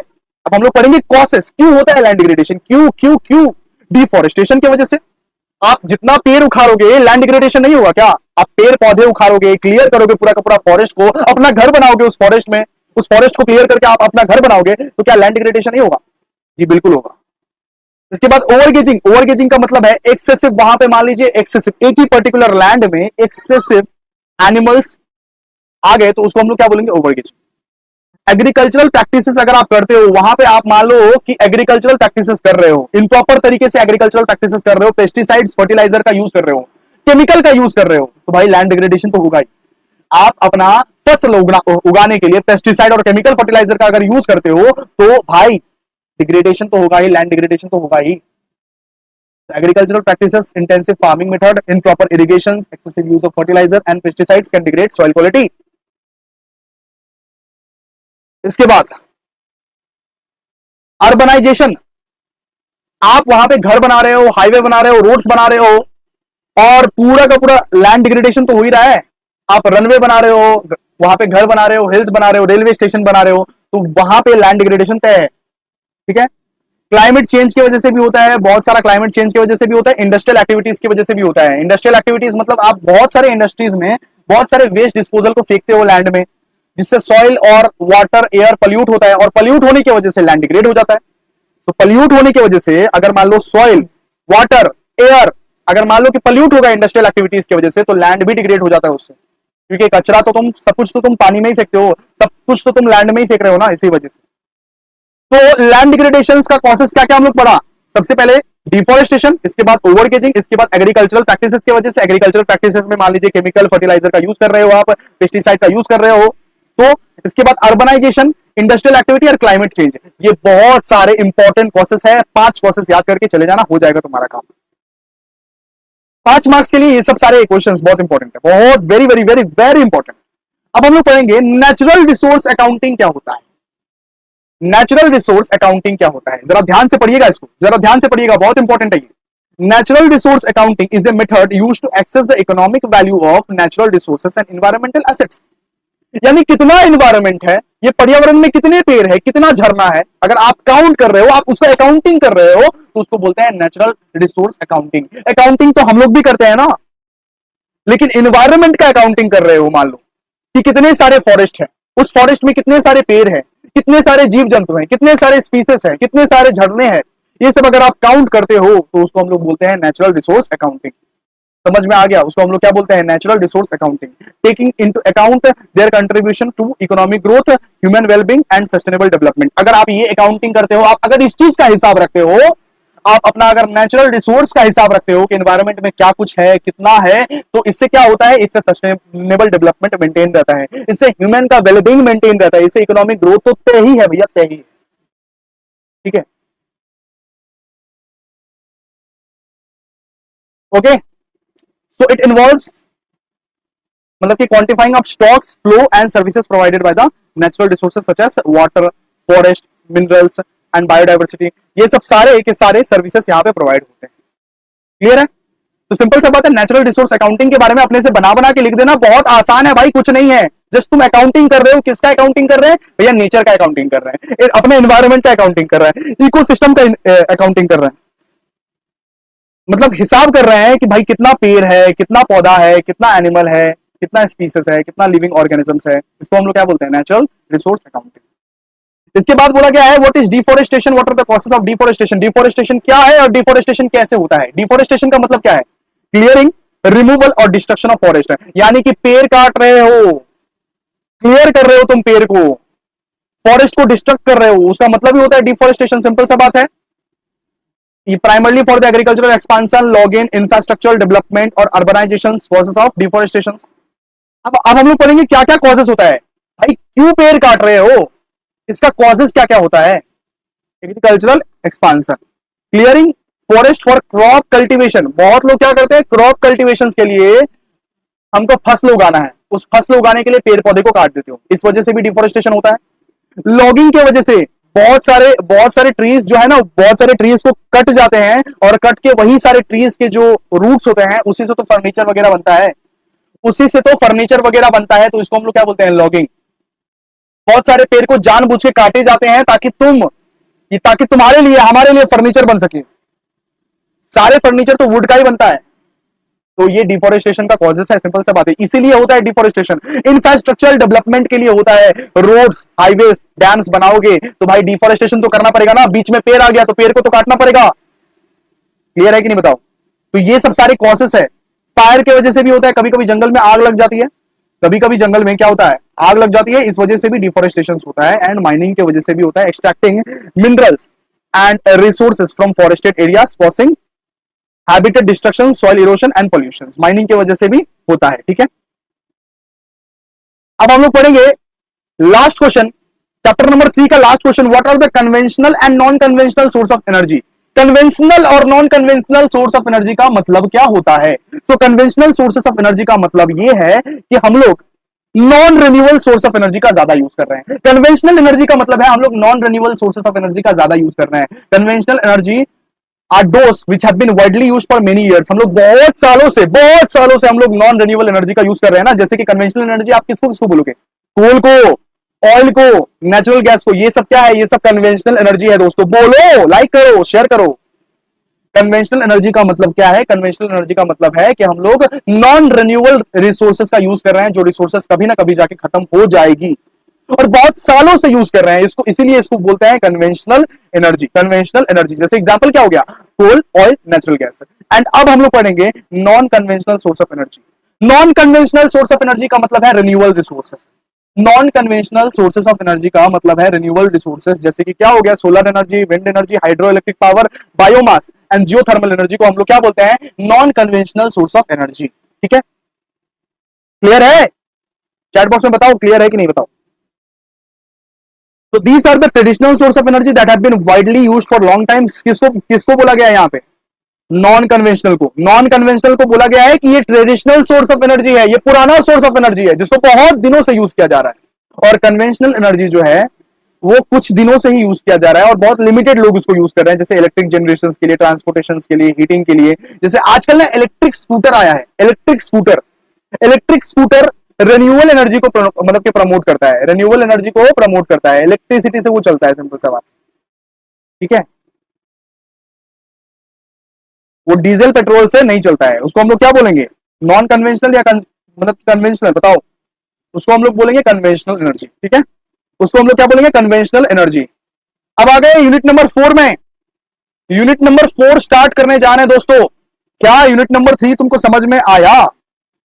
पूरा का पूरा यूनिट नंबर 3 तक हम लोग ने अभी तक खत्म कर लिया है और 2 चैप्टर बाकी है। 2 चैप्टर के बाद पूरा का पूरा ईएनवीएस खत्म, ईएनवीएस खत्म। यस, आइए शुरू करते हैं। यूनिट नंबर 4 देखिए, यहां पे लिखा है मतलब कि biodiversity and conservation. So biodiversity क्या होता है, कंजर्वेशन क्या होता है, ये सब चीज हम लोग पढ़ने वाले हैं। सबसे पहले पढ़ते हैं कि बायोडायवर्सिटी क्या होता है। हम लोग सबसे पहले पढ़ेंगे कि बायोडायवर्सिटी क्या होता है। आइए, so biodiversity refers to the variety of living organism including plants, animal, fungi, micro मतलब organisms found in the particular habitat और इकोसिस्टम। यानी कि एक पर्टिकुलर इकोसिस्टम में आपको कितने सारे लिविंग ऑर्गेनिजम्स मिले, आपको कितने सारे प्लांट्स मिले, आपको कितने सारे एनिमल्स मिले। तो बायोडायवर्सिटी का मतलब है living organisms like plants, animal, fungi, micro organism एक पर्टिकुलर कितने इकोसिस्टम में जो रहते हैं उसको हम लोग क्या बोलते हैं? बायोडायवर्सिटी। यानी कि plants, animal, fungi, micro organisms एक पर्टिकुलर इकोसिस्टम में रहते हैं, उसको हम लोग क्या बोलते हैं? उसको हम लोग बोलते हैं बायोडायवर्सिटी। ठीक है, उसका मतलब ही होता है biodiversity, found in the particular habitat और इकोसिस्टम। तो बायोडायवर्सिटी का डेफिनेशन क्या लिख सकते हो बताओ? Biodiversity refers to the variety of living organisms including plants, animal, fungi, microorganisms found in the particular habitat और ecosystem। क्लियर है? इतना लिख दोगे तो मार्क्स मिल जाएगा। इसके बाद बात करते हैं what is bioprospecting. What is bioprospecting, बहुत इंपॉर्टेंट है, जरा ध्यान से। Bioprospecting is the process of searching for, collecting and studying biological resources such as plants, animal and micro organism. मतलब बायोप्रोस्पेक्टिंग का मतलब है मैं खोज कर रहा हूं, मैं कुछ रिसर्च कर रहा हूं, कुछ प्लांट्स का मैं रिसर्च कर रहा हूं, कुछ एनिमल्स का रिसर्च कर रहा हूं, कुछ माइक्रो ऑर्गेनिजम्स का रिसर्च कर रहा हूं। जैसे कि संजीवनी बूटी। संजीवनी बूटी क्या है? ये एक मेडिसिनल हर्ब है। बहुत सारे पुराने पुराने मतलब कि जमाने के लोग क्या करते थे, बहुत सारे पुराने पुराने जमाने के लोग आयुर्वेद पे विश्वास रखते थे। तो बायो प्रोस्पेक्टिंग का मतलब यही है कि प्लांट्स का खोज करना कि कौन सा प्लांट्स ह्यूमन के लिए बेनिफिशियल हो सकता है, कौन सा प्लांट्स हमारे लिए बेनिफिशियल हो सकता है, कौन सा एनिमल हमारे लिए बेनिफिशियल हो सकता है। मतलब कि मान लो कि कोई एनिमल का कोई एक चीज है, कोई एक पार्ट है जो हमारे लिए बेनिफिशियल है, तो उसको एक्सट्रैक्ट करेंगे ना, सिंपल सी बात है। ठीक है, तो इसका मतलब यही है कि बायो प्रोस्पेक्टिंग का मतलब है रिसर्च करना, सर्च करना, कलेक्ट करना। ठीक है, जैसे साइंटिस्ट लोग क्या करते हैं, सर्च करते हैं, कलेक्ट करते हैं उस चीज को। जैसे कुछ प्लांट्स जो हमें बहुत गुणकारी होगी हमारे लिए, हमारे सेहत के लिए, कुछ प्लांट जैसे कि नीम का पत्ता हो गया, जैसे कि नीम का पत्ता हो गया, मान लो संजीवनी बूटी हो गया, तो ये सब क्या है, ये सब मेडिसिनल हर्ब है। इससे क्या होता है, इससे हमको बहुत ज्यादा हेल्प होता है, इससे हमारा सेहत एकदम तंदुरुस्त रहता है, आयुर्वेद है ये सब। इसको सर्च करना, सर्च करने का मतलब क्या है, बायो प्रोस्पेक्टिंग। इसके बाद हम लोग पढ़ेंगे बायो पायरेसी। इसके बाद हम लोग क्या पढ़ेंगे, इसके बाद हम लोग क्या पढ़ेंगे, बोलो, मतलब कि बायो हम लोग पढ़ेंगे पायरेसी। ठीक है, सो बायो मतलब piracy refers to the unauthorised appropriation. तो बायो पायरेसी किसको बोलते हैं, unauthorised appropriation of biological resources और traditional knowledge associated with the biodiversity often by individual companies और ऑर्गेनाइजेशंस विदाउट प्रॉपर कंसेंट। यानी कि अनऑथोराइज्ड एप्रोप्रिएशन, यानी कि कोई बायोलॉजिकल रिसोर्सेज को हम लोग अनऑथोराइज्ड तरीके से लेके आ गए और उसको यूज कर रहे हैं विदाउट एनी प्रॉपर कंसेंट, उसको हम लोग क्या बोलेंगे, बायो पायरेसी। उसको हम लोग क्या बोलेंगे, बायो मतलब कि पायरेसी। ठीक है, मतलब कुछ इसका ऑथोराइजेशन नहीं है, फिर भी कोई कंपनी इसको यूज कर रहा है, मतलब कि फिर भी कोई कंपनी इसको यूज कर रहा है।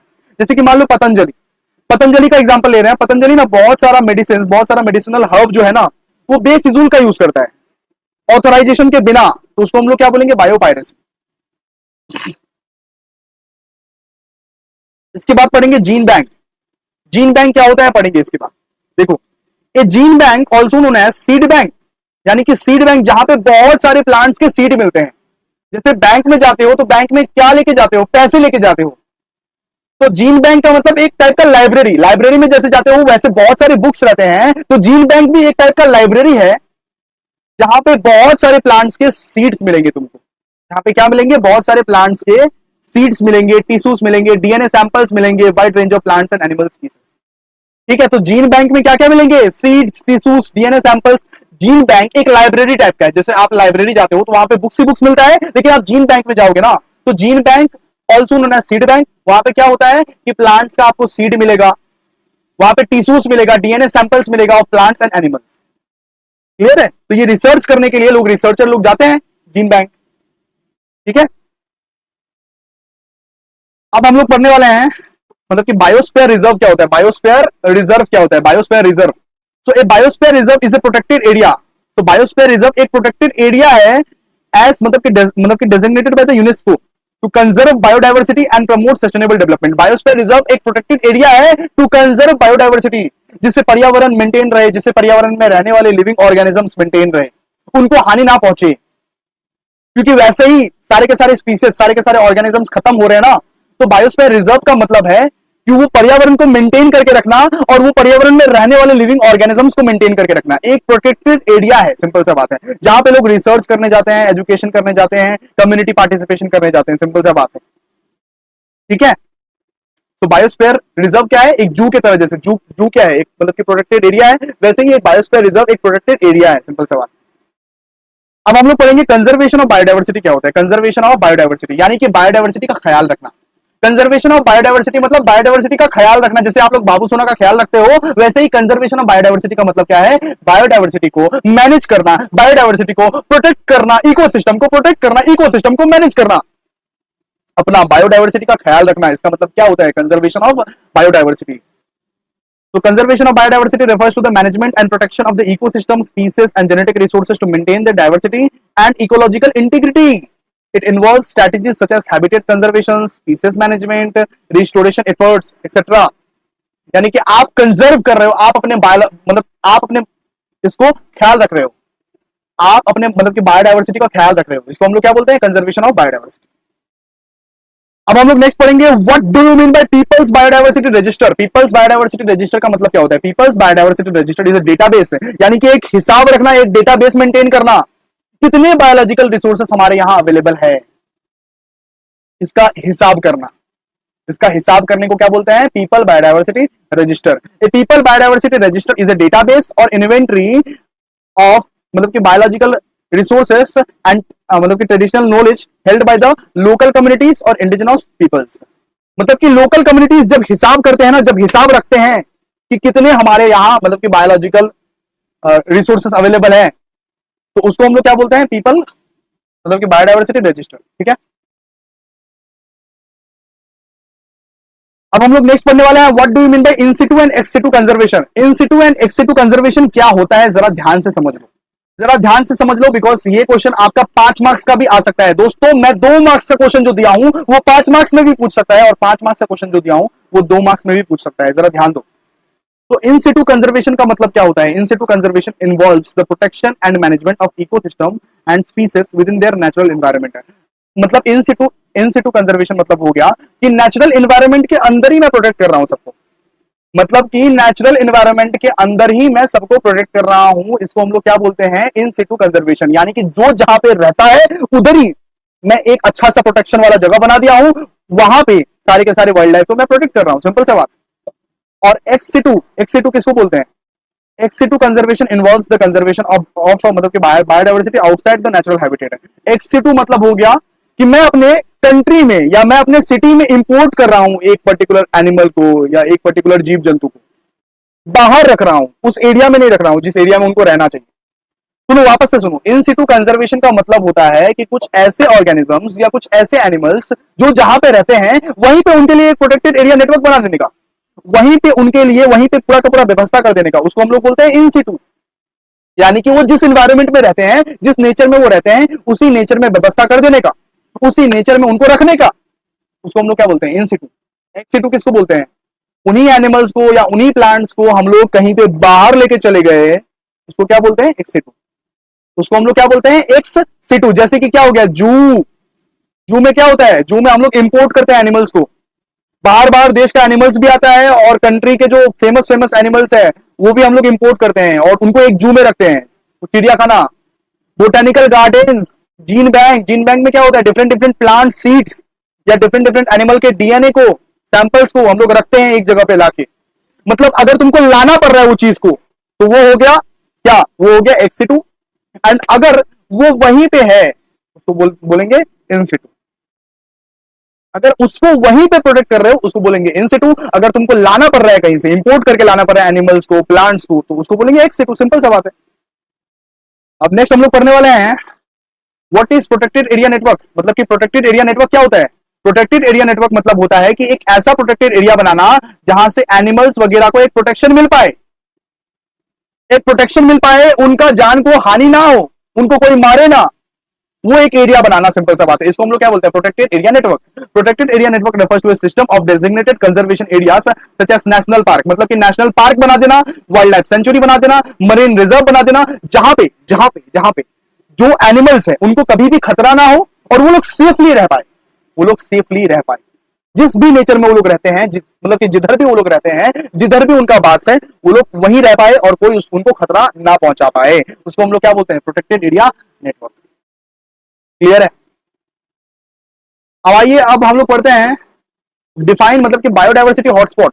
तो बायोडायवर्सिटी हॉटस्पॉट क्या होता है? आइए, तो बायोडायवर्सिटी हॉटस्पॉट पढ़ने वाले हैं। Biodiversity hotspot is a biogeographic regions characterised by the specially high levels of species richness and endemisms. यानी कि एक ऐसा जगह जहां पे बहुत सारे जीव जंतु लोग रहते हैं, एक ऐसा जगह। हॉटस्पॉट का मतलब क्या है? एक ऐसा जगह। क्या आपके एरिया में बहुत सारे जीव जंतु लोग रहते हैं? नहीं ना, कुछ गिना चुना एरिया ही रहेगा ना जिसमें बहुत सारे जीव जंतु रहते हैं, जहां पे जीव जंतु का ही बास है, जहां पे स्पीसीज का ही बास है। कुछ ऐसे एरिया जहां पे स्पीसीज लोगों का एकदम जमावड़ा है, जमावड़ा, यानी कि जमावड़ा मतलब बहुत सारे स्पीसीज रहते हैं। क्लियर है? तो उसको हम लोग क्या बोलते हैं? Biodiversity hotspot. उसको हम लोग क्या बोलते हैं? Biodiversity hotspot. A biodiversity hotspot is a biogeographic region is characterised, कुछ ऐसे जगह जहां पे स्पीसीज रहते हैं, जहां पे प्लांट्स रहते हैं, जहां पे इकोसिस्टम बहुत अच्छे से मेंटेन किया हुआ है, उस जगह को हम लोग क्या बोलते हैं? Biodiversity hotspot. क्लियर है? तो यहां पे दिया हुआ 11 नंबर क्वेश्चन में ब्रीफली एक्सप्लेन द मतलब कि ज्योग्राफिक जोन्स इन इंडिया। यानी कि कितने जोन्स है इंडिया में बायोजियोग्राफिक वाला, एक्सप्लेन कीजिए। यहां पे क्या बोला है? कितने जोन्स है बायोजियोग्राफिक जोन्स, कितने जोन्स है इंडिया में, वो एक्सप्लेन कीजिए। तो आइए एक्सप्लेन करते हैं। सबसे पहले तो भैया हिमालयन रीजन, उसके बाद हो गया मतलब कि डेजर्ट रीजन, उसके बाद हो गया semi arid region, western region, Deccan, उसके बाद यहाँ पे हो गया मतलब कि गैंगटिक प्लेन्स, उसके बाद हो गया नॉर्दर्न ईस्टर्न रीजन। ये सब क्या है? ये सब यहाँ पे बायोजियोग्राफिक रीजन है, ये सब बायोजियोग्राफिक जोन्स है। इन सारे जोन्स में आपको बहुत सारे स्पीसीज देखने को मिलेंगे, बहुत सारे जीव जंतु देखने को मिलेंगे, बहुत अच्छे से इकोसिस्टम मेंटेन मिलेगा इधर। हिमालयन रीजन हो गया, डेजर्ट रीजन हो गया, सेमी अरिड रीजन हो गया, वेस्टर्न घाट्स हो गया, इसके बाद मतलब कि गैंगटिक प्लेन्स हो गया, नॉर्दर्न ईस्टर्न रीजन हो गया, ये सब जगह पे आपको बहुत सारे जीव जंतु लोग मिलेंगे। याद कर लेना इसको अच्छे से, ठीक है। इसके बाद नेक्स्ट आइए, नेक्स्ट पढ़ते हैं what are the threats of biodiversity. What are the threats of biodiversity, यानी कि बायोडाइवर्सिटी के लिए क्या क्या चीज खतरा है, बायोडाइवर्सिटी के लिए क्या चीज खतरा है। ये 5 मार्क्स में आएगा दोस्तों, 5 मार्क्स क्वेश्चन मैंने यहां पे लिखा है ऑलरेडी, 5 मार्क्स का क्वेश्चन है ये, ध्यान दीजिए। तो थ्रेट्स ऑफ बायोडाइवर्सिटी इंक्लूड्स, तो बायोडाइवर्सिटी में ना हैबिटेट लॉस एंड डिग्रेडेशन देखने को आपको मिल सकता है। एक मतलब कि बायोडाइवर्सिटी को अच्छे से मेंटेन आप अगर नहीं किए तो क्या हो सकता है, डिफॉरेस्टेशन, अर्बनाइजेशन, एग्रीकल्चरल एक्सपांशन की वजह से बायोडाइवर्सिटी लॉस में जा सकता है, बायोडाइवर्सिटी खराब हो सकता है, बायोडाइवर्सिटी का एग्जिस्टेंस हट सकता है, ठीक है। इसके बाद पॉल्यूशन, तो पॉल्यूशन भी एक थ्रेट है, तो पॉल्यूशन भी एक खतरा है बायोडाइवर्सिटी के लिए। अगर आप नेचर में, इकोसिस्टम में आप एक पर्यावरण के अंदर बहुत सारा पॉल्यूशन कर रहे हो तो इससे क्या होगा, बायोडाइवर्सिटी का अफेक्ट होगा। इससे क्या होता है, बायोडाइवर्सिटी अफेक्ट होता है, ठीक है। जैसे air pollution, water pollution, land pollution, अभी आगे वाला चैप्टर में पढ़ने वाले हैं, उससे क्या होता है, बायोडाइवर्सिटी का अफेक्ट होता है। इसके बाद क्लाइमेट चेंज की वजह से भी बायोडाइवर्सिटी को बहुत डिस्टर्ब होता है भाई। इससे क्या होता है, स्पीसीज लोग कम हो जाता है, स्पीसीज लोग मर जाता है, जीव जंतु लोग मर जाता है क्लाइमेट चेंज की वजह से। और अगर जीव जंतु लोग ही नहीं रहेगा तो काहे का बायोडाइवर्सिटी, जीव जंतु लोग ही नहीं रहेगा तो काहे का बायोडाइवर्सिटी। इसके बाद देखिए, इसके बाद क्या है, over exploitation, unsuitable harvesting of plants and animal. अगर मान लीजिए प्लांट्स और एनिमल्स को फालतू का हम लोग हार्वेस्ट कर रहे हैं, मान लीजिए प्लांट्स को हार्वेस्ट कर रहे हैं, animals for food, medicine, timber and other commercial purpose leading to the population decline and extinction. मतलब फूड, मतलब कि मेडिसिन के लिए, फूड के लिए हम लोग फालतू का एकदम उगा रहे हैं, कुछ भी उगा रहे हैं। मान लो एक लैंड में सिर्फ चावल ही उगता है, वहां पे आटा भी उगा रहे हैं, वहां पे हर कुछ मतलब कि उगाए जा रहे हैं फालतू का, वहां पे केमिकल्स यूज कर रहे हैं, पेस्टिसाइड्स यूज कर रहे हैं। उससे क्या होगा, उससे बायोडाइवर्सिटी का लॉस होता है, उससे क्या होता है, बायोडाइवर्सिटी का लॉस होता है। इसके बाद डिजीज, तो मतलब कि यहाँ पे ना बहुत सारा बीमारी भी होता है, स्प्रेड ऑफ, जैसे कि मतलब कि पैथोजेंस हो गया या तो वाइल्ड लाइफ पॉपुलेशन हो गया, इस वजह से ना बायोडाइवर्सिटी का लॉस होता है, ठीक है। समझ में आ गया आपको। तो ये सब क्या है, थ्रेट्स ऑफ बायोडाइवर्सिटी। सबसे पहले पॉल्यूशन, इसके बाद क्लाइमेट चेंज, इसके बाद ओवर एक्सप्लॉयटेशन, उसके बाद डिजीजेस, इसके बाद फ्रेगमेंटेशन भी पढ़ लीजिए। रोड्स, डैम और अदर बैरियर्स की वजह से बायोडाइवर्सिटी का लॉस हो रहा है। रोड्स, डैम्स और बहुत सारे हाईवेज वगैरह आप बना तो दे रहे हो, लेकिन इसकी वजह से क्या हो रहा है, बायोडाइवर्सिटी लॉस हो रहा है, ठीक है। बायोडाइवर्सिटी क्या हो रहा है, लॉस हो रहा है। अच्छा, नेक्स्ट क्वेश्चन में दिया हुआ है, explain each of the following, explain each of the following. सबसे पहले हम लोगों को बायोस्फीयर रिजर्व को एक्सप्लेन करने बोला है। तो ऑलरेडी हम 2 मार्क्स के क्वेश्चन के लिए आपको समझा दिया है कि बायोस्फीयर रिजर्व क्या होता है। बायोस्फीयर रिजर्व एक प्रोटेक्टेड एरिया रहता है जो बनाया जाता है, सिंपल सा बात है, मतलब कि प्रिजर्व करने के लिए, जिससे सारे के सारे जीव जंतु, बायोडाइवर्सिटी प्रिजर्व रहे, सेफ रहे। ये एक प्रोटेक्टेड एरिया रहता है जिसको UNESCO, यूनेस्को ने बनाया है, सिंपल सा बात है, ठीक है। जो मतलब कि प्रमोट करता है सस्टेनेबल डेवलपमेंट को through the integration of conservation, research, education, community participation etcetera. तो बायोस्फीयर रिजर्व जो है एक प्रोटेक्टेड एरिया है, उस प्रोटेक्टेड एरिया को बनाया जाता है, सिंपल सा बात है, मेंटेन किया जाता है ताकि उधर के जीव जंतु जो है, उधर के एनिमल्स वगैरह जो हैं, लिविंग थिंग्स वगैरह जो हैं, वो सेफ रहे, उनको कोई हानि ना पहुंचे, क्लियर है। इसके बाद पढ़ेंगे नेशनल पार्क। नेशनल पार्क देखिए, नेशनल पार्क क्या होता है, national park are the protected area managed for the conservation of the biodiversity. National park एक प्रोटेक्टेड एरिया है जो वही उसी के लिए मेंटेन किया जाता है, मतलब कि बायोडाइवर्सिटी को कंजर्व करने के लिए मेंटेन किया जाता है, मतलब कि बायोडाइवर्सिटी का ख्याल रखने के लिए नेशनल पार्क को मेंटेन किया जाता है, बायोडाइवर्सिटी का ख्याल रखने के लिए ही, ताकि नेचुरल ब्यूटी जो है ना, नेचुरल ब्यूटी वो मेंटेन रहे। मतलब लेक में जब जाते हो तो आपको नेचुरल ब्यूटी दिखता है ना, वो नेचुरल ब्यूटी मेंटेन रहे, इस वजह से हम लोग नेशनल पार्क को आराम से प्रोटेक्ट करके रखते हैं। जैसे यहाँ पे क्या है, लायन सफारी पार्क, यहाँ पे क्या है, लायन सफारी पार्क, वैसे ही सिंपल सा बात है। मतलब कि नेशनल पार्क भी एक प्रोटेक्टेड एरिया है जहां पे वाइल्ड लाइफ लोगों को प्रोटेक्ट किया जाता है, ठीक है। इसके बाद wild life sanctuaries, wild life century भी एक प्रोटेक्टेड एरिया है जिसमें वाइल्ड लाइफ के जितने भी जन रहेंगे ना, जितने भी मान लीजिए, मतलब कि जितने भी मान लीजिए लायंस है, अगर मान लीजिए लायंस है, टाइगर है, उसको प्रोटेक्ट किया जाएगा वाइल्ड लाइफ सेंचुरी में। वाइल्ड लाइफ सेंचुरी का मतलब क्या है? Wild life sanctuary are protected areas establish to conserve and protect specific species और group of species and their habitats. यानी कि हैबिटेट्स में उनको प्रोटेक्ट किया जाएगा, ग्रुप ऑफ स्पीसीज को प्रोटेक्ट किया जाएगा, सिंपल सा बात है। इसके बाद बोटानिकल गार्डन। बोटानिकल गार्डन क्या होता है? बोटानिकल गार्डन एक फैसिलिटी दिया हुआ है, ऑफ कोर्स हमारे यहाँ पे है ना बोटानिकल पार्क, है ना। तो बोटानिकल गार्डन में क्या होता है? बोटानिकल गार्डन में डिफरेंट डिफरेंट टाइप्स के फूल फल लगे हुए रहते हैं, उसमें बहुत सारे क्रिएचर्स भी रहते हैं, इकोसिस्टम मेंटेन रहता है, और लोग वहां पे जाते हैं एजुकेशनल साइंटिफिक पर्पस के लिए। लोग वहां पे जाते हैं, रिसर्चर्स वहां पे जाते हैं, साइंटिफिक मतलब कि साइंटिस्ट वहां पे जाते हैं। जैसे तुम इको पार्क चले जाओ, इको पार्क वहां पे देखोगे पूरा का पूरा फूल फल एकदम पूरा इतना अच्छा इकोसिस्टम मेंटेन किया हुआ है ना, जहां पे लोग घूमने भी जा सकते हैं। उसको हम लोग बोलते हैं बोटानिकल गार्डन। इसके बाद जू। जू मतलब चिड़िया खाना, चिड़िया खाना, चिड़िया खाना। क्या आज तक आप लोग गए हो चिड़िया खाना? आप लोग गए हो ना चिड़िया खाना? वहां पे क्या होता है? लाइव एनिमल्स को आप लोग देख सकते हो। ये देखो चीता, ये देखो टाइगर, ये देखो लायन, ये देखो हाथी। तो इस तरह से आप जू में क्या करते हो? पूरा का पूरा कलेक्शन ऑफ एनिमल्स को देखने को मिलता है। सारा का सारा एनिमल्स वहां पे अवेलेबल रहता है जू में, अपना अपना केजेस में रहता है वो, और आप उसको देखते हो, फोटो खींचते हो और जाते हो, रिसर्च करते हो, वहां पे एजुकेट होते हो, थोड़ा सा उनको जानने के लिए मिलता है आपको, ठीक है। तो जू is a facility that house and exhibit a collection of the live animals for public viewing, education and conservation and research purposes. बहुत जन रिसर्च पर्पसेस के लिए भी यूज करता है, कंजर्वेशन के लिए भी यूज करता है, एजुकेशन के लिए भी यूज करता है, ठीक है। तो जू में आपको बहुत सारे लाइव एनिमल्स देखने को मिलेंगे। आइए very important question, what are the direct and indirect use of biodiversity? यानी कि बायोडायवर्सिटी का डायरेक्ट और इनडायरेक्ट यूज क्या है? हम लोग किस तरह से उसको डायरेक्टली यूज करते हैं और किस तरह से हम लोग को वो इनडायरेक्टली मदद करता है? अब पढ़ने वाले हैं। सबसे पहले तो बायोडायवर्सिटी का हम लोग डायरेक्टली यूज करते हैं फूड के लिए, क्योंकि बहुत सारा खाना हम लोग को उधर से ही मिलता है, सिंपल सा बात है। प्लांट्स हो गया, या तो मतलब कि न्यूट्रिशंस हो गया, तो साग सब्जी अगर खाते हो तो वो हो गया, सिंपल सा बात है। फूड के लिए भी हम लोग बायोडायवर्सिटी का ही यूज कर रहे हैं, है ना। इसके बाद मेडिसिन के लिए बहुत सारे मेडिसिनल हर्ब जो होते हैं, बहुत सारे आयुर्वेदिक जो मेडिसिन होते हैं, वो बायोडायवर्सिटी से ही तो मिलता है। फूड हो गया, इसके बाद मेडिसिन। तो मेडिसिन के लिए भी हम लोग बायोडायवर्सिटी का ही यूज करते हैं। रॉ मटेरियल्स यानी कि हो गया timber, fibres, oils, resins and other natural resources. जो भी नेचुरल रिसोर्सेज हैं, वो नेचुरल रिसोर्सेज को लेने के लिए हम लोग क्या करते हैं? रॉ मटेरियल्स का यूज करते हैं। एंड नेक्स्ट हो गया इको टूरिज्म। इको टूरिज्म का मतलब है कि वाइल्ड लाइफ को अगर मान लो देखना है, इंगेज करना है, तुमको रिक्रिएशनल एक्टिविटीज को इंगेज करना है, ब्यूटीज ऑफ नेचर को मतलब कि देखना है, ब्यूटी ऑफ नेचर को देखना है, तो इसके लिए आप इको टूरिज्म का मदद लेते हो, सिंपल सा बात है, ठीक है।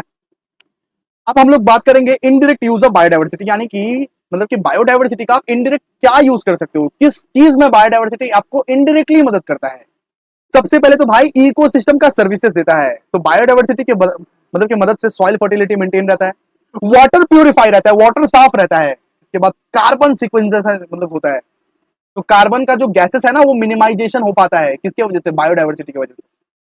अगर बहुत सारे पेड़ पौधे हैं, इकोसिस्टम अच्छा है, एनवायरनमेंट अच्छा है, तो कार्बन गैसेस जो है वो सारा का सारा गैसेस तो पेड़ पौधा ही कंज्यूम कर लेगा, है ना। इसके बाद क्लाइमेट रेगुलेशंस के लिए भी मदद करता है बायोडायवर्सिटी। इसके बाद देखिए यहाँ पे लिखा है genetic resources, utilization of genetic material from the diverse species for breeding programs, या तो हो गया मतलब कि फार्मास्यूटिकल्स रिसर्च। अगर मान लीजिए कुछ रिसर्च करना है, कुछ मेडिसिनल रिसर्च करना है, आप क्रॉप वैरायटीज के बारे में, मेडिसिन के बारे में, या तो बायो प्रोडक्ट्स के बारे में, तो उसके बारे में, उसके लिए आप यूज कर सकते हो। उसके लिए भी तो आप बायोडायवर्सिटी में ही जाओगे, क्लियर है ना। इसके बाद देखिए यहाँ पे, इसके बाद लिखा हुआ है कल्चरल एंड स्पिरिचुअल वैल्यूज। बहुत सारे लोग पेड़ पौधे को पूजा भी करते हैं, आप देखे होंगे टीवी या सीरियल में, वहां पे क्या होता है? पेड़ पौधा को बहुत लोग कल्चरल और स्पिरिचुअल भी मानते हैं, बहुत लोग पूजा भी करते हैं, रिचुअल्स भी निभाते हैं, ठीक है। चलो, रिचुअल्स के लिए यूज किया जाता है, फोक फ्लोर के लिए यूज किया जाता है, ट्रेडिशनल नॉलेज सिस्टम के लिए यूज किया जाता है, बिलीफ्स है बहुत लोगों का, नीम का पेड़ के मतलब कि नीम का पेड़ या तो पीपल का पेड़ में तो लोग पूजा करते हैं, सिंपल सा बात है, क्लियर है। तो ट्रेडिशंस के लिए भी आप यूज कर सकते हो बायोडायवर्सिटी को। आइए अब हम लोग अपना लास्ट वाला चैप्टर करके समाप्त कर देते हैं, ईएनवीएस वाला का पूरा सब्जेक्ट ईएनवीएस को समाप्त कर देते हैं। आप आइए यूनिट नंबर 5 एनवायरमेंटल पॉल्यूशंस बाकी है, ये करके खत्म कर देते हैं। सबसे पहले पढ़ेंगे जी, what do you mean by environmental pollutions. Environmental pollutions का मतलब क्या हो गया? एक्टिव हो ना, जोश है ना तुम में, बताओ हाउ इज द जोश? जोश है या खत्म हो गया? है ना?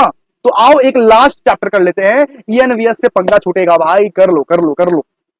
आ जाओ, सबसे पहले पढ़ते हैं इन्वायरमेंटल पोल्यूशन किसको बोलते हैं। Environmental pollution refers to the introduction of the harmful contaminants in the environment, यानी कि अपने एनवायरमेंट में अगर मान लो हार्मफुल कंटामिनेंट्स इंट्रोड्यूस हो जाए और उसकी वजह से ह्यूमन हेल्थ पर इफेक्ट पड़े, उसकी वजह से मान लो मेरा तबीयत खराब हो गया या तुम्हारा तबीयत खराब हो गया, एनवायरमेंट का तबीयत खराब हो गया और एनवायरमेंट अफेक्ट हुआ उसकी वजह से, उसको हम लोग बोलते हैं एनवायरमेंटल पोल्यूशंस। या एनवायरमेंट में गंदगी फैलाना, इसको बोलते हैं हम लोग पोल्यूशन। एनवायरमेंट में कचरा फैलाना, गंदगी फैलाना, इसको हम लोग क्या बोलते हैं? पोल्यूशन। सिंपल सा बात है। जैसे कि एग्जांपल क्या हो गया, जैसे air pollution, water pollution, soil contamination, noise pollution, light pollution, ये सब क्या है? ये सब पोल्यूशन की टाइप्स है रे बाबा। इन सब की वजह से गंदगी क्रिएट होती है। क्लियर है? आ जाओ, अभी नेक्स्ट हम लोग पढ़ने वाले हैं what is ozone layer. Ozone layer क्या है? The ozone layer is the region of the earth stratosphere that contains a high concentration of the ozone molecules. यानी कि ये जो हमारे एटमॉस्फेयर जो हम पढ़े थे, एटमॉस्फेयर, उसका जो लास्ट वाला जो लेयर रहता है वो रहता है स्ट्रेटोस्फीयर, जहां पे आपको O3 मॉलिक्यूल्स बहुत मिलेंगे। उसी लेयर को बोलते हैं हम लोग ओजोन लेयर, जहां पे हमको O3 मॉलिक्यूल्स बहुत मिलेंगे जो यूवी रेडिएशन से हमको बचाते हैं। वो जो ओजोन लेयर रहता है ना, सन का जो यूवी रेडिएशन रहता है ना, यूवी रेडिएशन से वही लेयर हम लोगों को बचाता है। और यही लेयर अभी डिप्लीट होता जा रहा है, यानी कि पतला होता जा रहा है। जितना पतला होता जाएगा उतना हमारे ऊपर यूवी रेडिएशन पड़ेगा, उतना हमारा स्किन प्रॉब्लम बढ़ेगा, उतना हमको बहुत ज्यादा बीमारियां का सामना करना पड़ेगा। सिंपल सा बात है।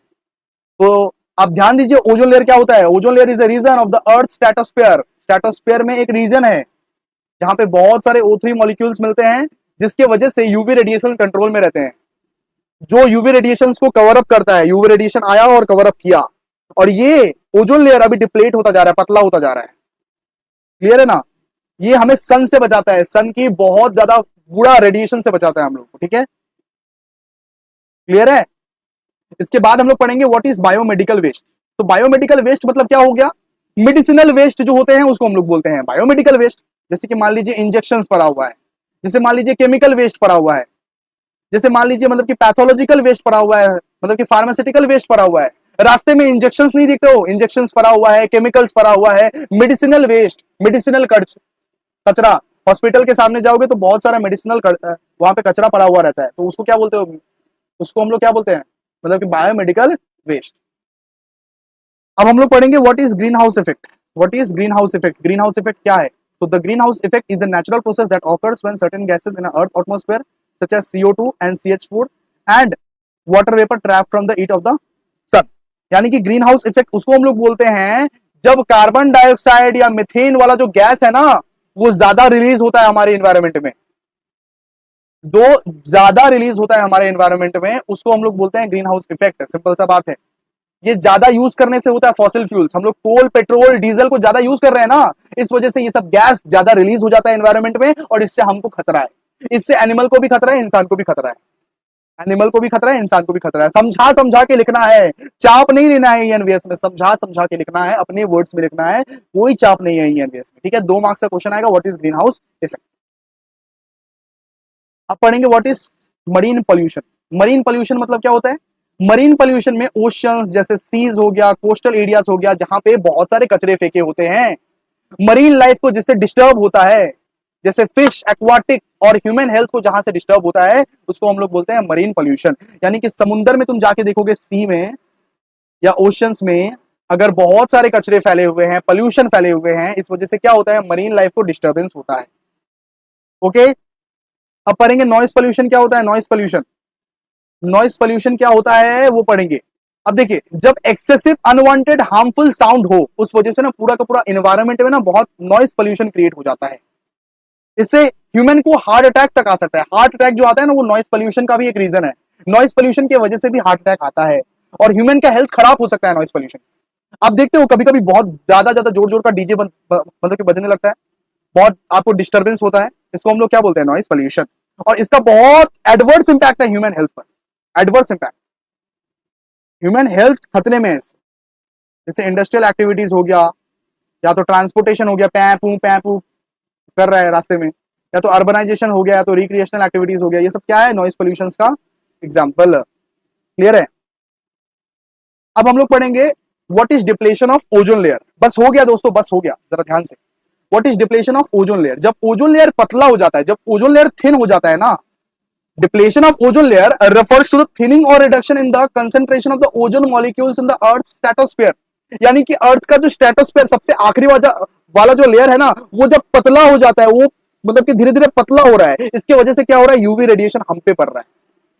इसके वजह से क्या हो रहा है, यूवी रेडिएशन हम पे पड़ता है, सिंपल सा बात है। Earth stratosphere particularly in the ozone layer, it is primarily caused by the religion मतलब कि रिलीज ऑफ क्लोरोफ्लोरोकार्बन। क्लोरोफ्लोरोकार्बन के रिलीज होने की वजह से या मिथेन गैस के रिलीज होने की वजह से ओजोन लेयर जो है ना डिप्लेट हो रहा है, और ओजोन लेयर डिप्लेट होने की वजह से में बहुत सारा कंसिक्वेंसेस भोगने पड़ सकते हैं, हार्मफुल यूवी रेडिएशन का सामना करना पड़ सकता है।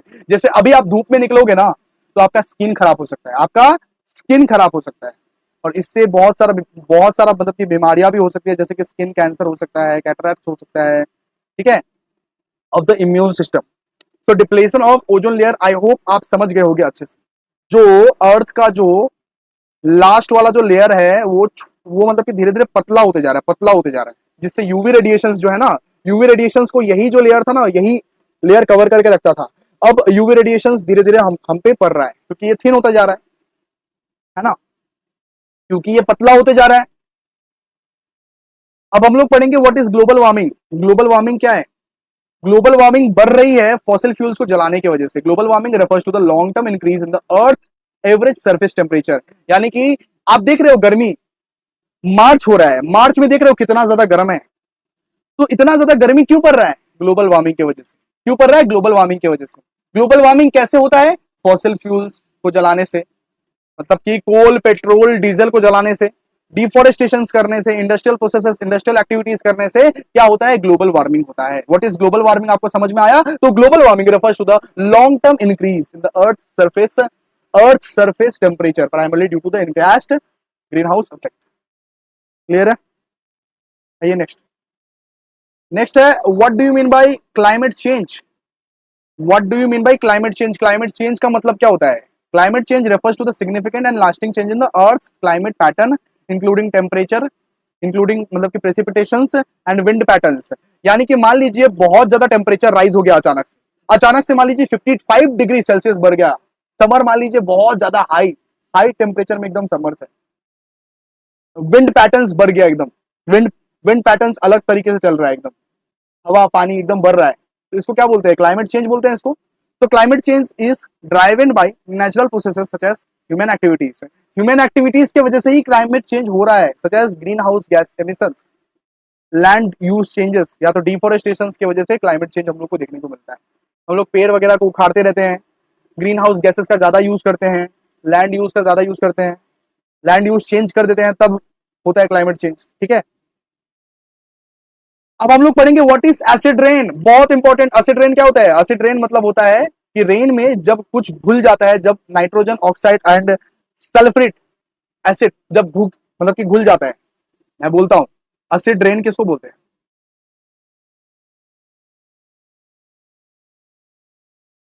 एसिड रेन किसको बोलते हैं? जब रेन में सल्फ्यूरिक एसिड या तो नाइट्रिक एसिड घुल जाता है ना, उस प्रोसेस को हम लोग क्या बोलते हैं? Acid rain. एसिड रेन हो गया, सिंपल सा बात है ना? क्लियर है? तो acid rain is a type of precipitations such as rain, snow, fog that contains high concentration of sulfuric acid and nitric acid as a result of air pollution from the human activities। छोटा करके लिखना है, 2 marks का है, 3-4 line लिखो ना भाई, 3-4 line. ठीक है, इसके बाद हम लोग पढ़ेंगे what is hazardous waste. Hazardous waste क्या होता है? हजार्डियस वेस्ट मतलब कुछ ऐसे कचरे जो कचरे की वजह से हमारे लाइफ डेंजर में है, जो कचरा की वजह से हमारा लाइफ डेंजर में है। जैसे कि मान लीजिए केमिकल्स फेंका हुआ है रास्ते में, मान लीजिए केमिकल फेंका हुआ है, तो केमिकल की वजह से वहां के जाने आने के लोग मतलब कि लोगों का लाइफ मतलब कि डेंजर में है ना, जो यातायात करते हैं वहां पे उन लोगों का लाइफ डेंजर में है ना। तो यहाँ पे हो गया मतलब कि केमिकल्स, या तो फ्लेमेबल मटेरियल्स, फ्लेम निकलता है वो मटेरियल से, रेडियो एक्टिव मटेरियल्स, यानी कि मान लीजिए इलेक्ट्रॉनिक मटेरियल्स रहा, मान लीजिए इलेक्ट्रॉनिक मटेरियल्स रहा, और अचानक से आप रास्ते में जा रहे हैं, फट करके फट गया, ये खतरा हो सकता है ना भाई। ये हजार्डियस वेस्ट है। क्या है? Hazardous waste. मतलब hazardous waste refers to the any waste material that poses a threat to the human health, safety और environment due to chemical, biological and radiological और फिजिकल प्रॉपर्टीज। हजार्डियस वेस्ट की वजह से क्या होता है? Chemical, biological, radiological and physical properties हम लोग को देखने को मिलती है। क्लियर है? अब पढ़ेंगे what is e waste. E waste क्या होता है? ई वेस्ट मतलब इलेक्ट्रॉनिक वेस्ट। जैसे मान लीजिए रास्ते में मान लीजिए कंप्यूटर फेंका हुआ है, स्मार्टफोन फेंका हुआ है, या मान लीजिए टीवी फेंका हुआ है, तो ये सब सही बात नहीं है ना। अगर मान लीजिए जहां तहां भी फेंका रहेगा, जहां तहां खराब स्मार्टफोन, खराब कंप्यूटर, खराब टीवी फेंका रहेगा, इलेक्ट्रॉनिक वाला चीज फेंका रहेगा, तो आपके जान पे खतरा बन सकता है। ह्यूमन का लाइफ डेंजर में बन सकता है। ये वहां पे जो यातायात करते हैं उनका लाइफ डेंजर में बन सकता है। ठीक है? ई वेस्ट मतलब हो गया इलेक्ट्रॉनिक वेस्ट। इलेक्ट्रॉनिक वेस्ट को जहां तहां ना फेंके, अच्छे तरह से डिस्पोज करे, यहाँ पे यही बोला गया है। ठीक है? तो e waste contains the valuable metals components such as hazardous substances. जैसे कि बहुत सारा चीज उसमें रहता है। जैसे मान लीजिए मतलब कि लीड रहता है, मान लीजिए मतलब कि मर्कुरी रहता है, जो ह्यूमन लाइफ के लिए डेंजरस हो सकता है, जो ह्यूमन लाइफ के लिए डेंजरस हो सकता है। जैसे रास्ते में आप देखते हो ना, खराब कंप्यूटर पड़ा हुआ है, या तो खराब टीवी पड़ा हुआ है, या तो खराब फोन पड़ा हुआ है, तो वो सब रास्ते में नहीं फेंकना चाहिए। वो सब कोई अच्छी जगह पे डिस्पोज करना चाहिए। इसको हम लोग बोलते हैं ई वेस्ट। आइए अभी हम लोग पढ़ते हैं what are the types of air pollution. What are the types of air pollution. सिर्फ इसका नाम लिखना है, सिर्फ इसका क्या लिखना है? नाम लिखना है। सबसे पहले हो गया पर्टिकुलर मैटर। सबसे पहले हो गया पर्टिकुलर मैटर। इसके बाद हो गया मतलब कि नाइट्रोजन ऑक्साइड। इसके बाद हो गया सल्फर डाइऑक्साइड। इसके बाद हो गया वीओसीस मतलब कि वायलेट ऑर्गेनिक कंपाउंड्स। इसके बाद हो गया कार्बन मोनोऑक्साइड। 5 टाइप के पढ़े हम लोग ने अभी। ठीक है? आप इसको मतलब कि थोड़ा सा डिस्क्राइब भी कर देना, कोई दिक्कत नहीं है। अगर डिस्क्राइब करने का मन हो तो डिस्क्राइब भी कर देना। अगर 2 मार्क्स के लिए आया तो डिस्क्राइब करने का दरकार नहीं है, आप बस इसका नाम लिख देना। सबसे पहले हम लोग क्या पढ़े? Particulate matter, nitrogen oxide, sulphur dioxide, इसके बाद मतलब कि वीओसीस एंड इसके बाद हम लोग पढ़े सीओ। ठीक है? तो इसका नाम और छोटा सा डिस्क्रिप्शन काफी है। अब हम लोग पढ़ेंगे what is solid waste disposal. Solid waste disposal क्या है? कि वेस्ट को, जो कचरा है, उसको सही तरीके से डिस्पोज करें। Solid waste disposal refers to the collection, transportation, treatment and final disposal of the solid waste. मतलब अच्छे से उसको डिस्पोज करे, अच्छे से उसको फाइनली डिस्पोज करे, ताकि वो चीज बहुत अच्छे से डिस्पोज हो जाए, वो कचरा बहुत अच्छे से खत्म हो जाए, और इसका जो इफेक्ट है, इसका जो बैड इफेक्ट है, वो एनवायरमेंट और ह्यूमन हेल्थ पर ना पड़े। तो solid waste disposal refers to the collection, transportation, treatment and final disposal of the solid waste generated by the human activities. मतलब कि हम लोग बहुत अच्छे से उसको कलेक्ट करें, या तो ट्रांसपोर्टेशन करें, उसको ट्रीटमेंट करें, उसको फाइनली अच्छे जगह पे डिस्पोज जाके कर दे, कि ये ह्यूमन हेल्थ पर इफेक्ट ना पड़े।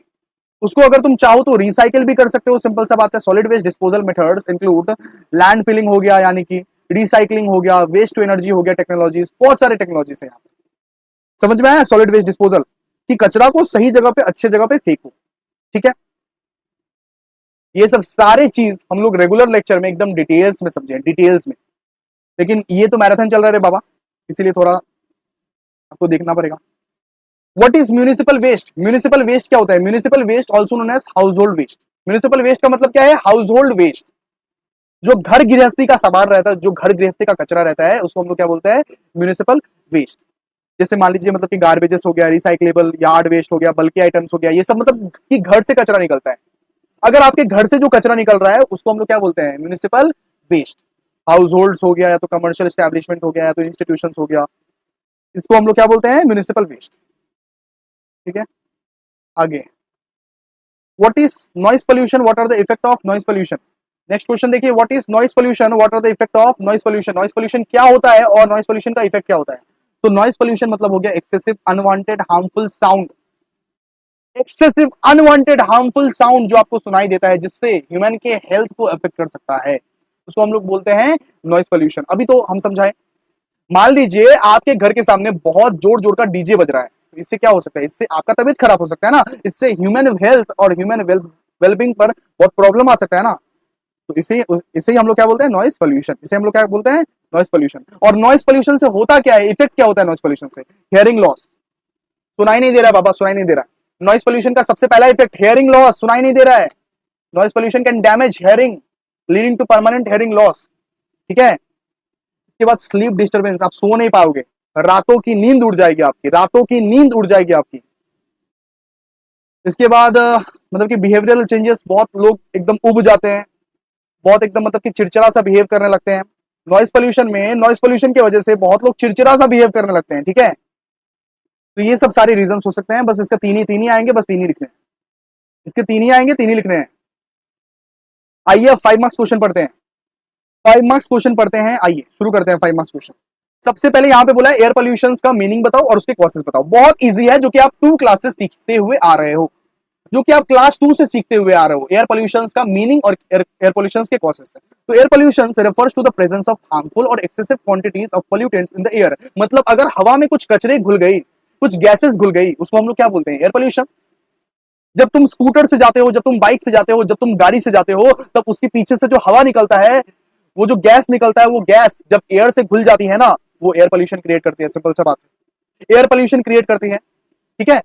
तो एयर पोल्यूशन के बारे में क्या दिया हुआ है? Air pollution refers to the presence of harmful और excessive quantities of pollutants in the air which can adverse effect human health. Human health पर भी इफेक्ट करता है। बहुत जन ना बस का धुआं सूंघ के ना उल्टी आ जाता है उनको, क्योंकि वो भी तो एयर पोल्यूशन है, ठीक है। जैसे डस्ट हो गया, स्मोक हो गया, ये सब क्या होता है? ये सब हवा में गंदगी फैलाते हैं, इसको हम लोग क्या बोलते हैं? एयर पोल्यूशन, ठीक है। अब हम लोग पढ़ेंगे कॉजेस ऑफ एयर पोल्यूशन। किस वजह से एयर पोल्यूशन होती है, किस वजह से एयर पोल्यूशन होती है? सबसे पहले एमिशंस फ्रॉम व्हीकल, व्हीकल से जो धुआं निकलता है, जो गाड़ी से जो धुआं निकलता है, उस वजह से एयर पोल्यूशन क्रिएट होती है, उस वजह से एयर पोल्यूशन क्रिएट होती है, ठीक है।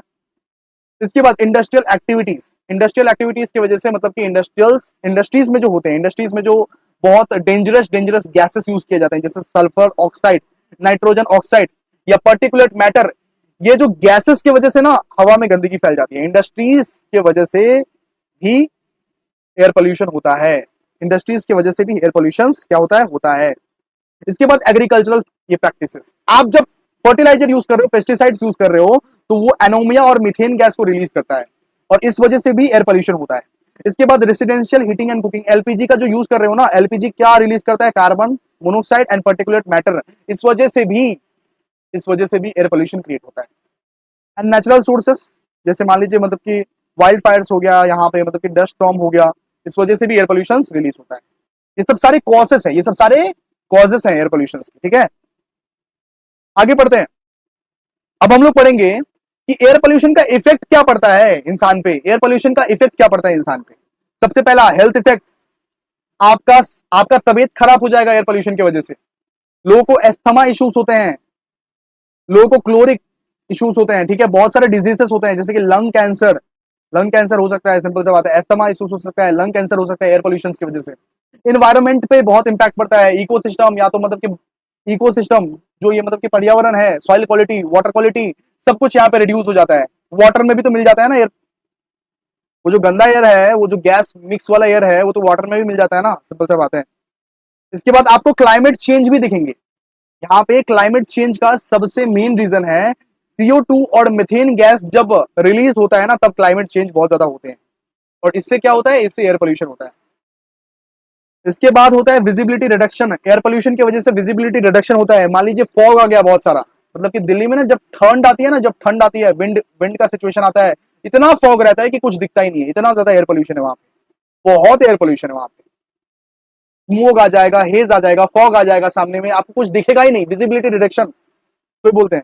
And economic cost, air pollution की वजह से आपका खर्चा बढ़ जाएगा, एयर पोल्यूशन की वजह से आप बीमार पड़ोगे और आपका खर्चा बढ़ जाएगा, आप बीमार पड़ोगे और आपका खर्चा बढ़ जाएगा, हेल्थ केयर एक्सपेंसेस बढ़ जाएंगे। तो ये सब सारे पॉइंट्स याद करना। सबसे पहले क्या? सबसे पहले हेल्थ इफेक्ट, उसके बाद इन्वायरमेंटल इफेक्ट, उसके बाद क्या? उसके बाद क्लाइमेट चेंज, उसके बाद विजिबिलिटी रिडक्शन, एंड उसके बाद इकोनॉमिक कॉस्ट। समझ में आ रहा है ना? प्लीज समझ में आ रहा है ना? ओ हेलो गाइस, प्लीज रिस्पॉन्स दीजिए, समझ में आ रहा है ना? इसके बाद पढ़ेंगे वाटर पोल्यूशन क्या होता है, जस्ट आखिरी पड़ाव पे है, 5-10 मिनट में ये चैप्टर खत्म होने वाला है, आखिरी पड़ाव पे, रुको जरा। अब पढ़ेंगे वाटर पोल्यूशन क्या होता है और what are the causes and effect of water pollution. तो वाटर पोल्यूशन उसको बोलते हैं, अगर मान लीजिए वाटर बॉडीज में हम लोग कचरा फेंक दिए, जैसे कि मान लीजिए reverse, lake, oceans, ground water में अगर हम लोग कचरा फेंक रहे हैं, तो वो क्रिएट करता है वाटर पोल्यूशन। उससे क्या होता है? उससे वाटर पोल्यूशन क्रिएट होता है। और अब पढ़ेंगे वाटर पोल्यूशन के कॉजेस। अब हम लोग पढ़ेंगे वाटर पोल्यूशन के कॉजेस है। इंडस्ट्रियल डिस्चार्ज, इंडस्ट्रीज में जो गैसेस होते हैं, इंडस्ट्रीज में जो मतलब कि टॉक्सिक केमिकल्स, हेवी मेटल्स होते हैं, वो सारे मेटल्स को तो पानी में फेंक दिया जाता है, या केमिकल्स को पानी में फेंक दिया जाता है। उससे क्या होता है? Water pollution. इंडस्ट्रियल कॉसेस की वजह से भी वाटर पोल्यूशन होता है। हेवी मेटल्स जो होते हैं, टॉक्सिक केमिकल्स जो होते हैं, उस केमिकल्स को अगर पानी में फेंक दिया जाए तो पोल्यूशन होगा ना भाई। इसके बाद एग्रीकल्चरल रन ऑफ। बहुत सारे पेस्टिसाइड्स जो होते हैं, केमिकल फर्टिलाइजर जो होते हैं, वो बहते बहते बहते बहते पानी में चले जाते हैं। वो बहते बहते मतलब कि बहते बहते पानी में चले जाते हैं। उससे भी तो होता है वाटर पोल्यूशन। उससे भी तो होता है वाटर पोल्यूशन। इसके बाद urban run off. Urban run off मतलब क्या हो गया?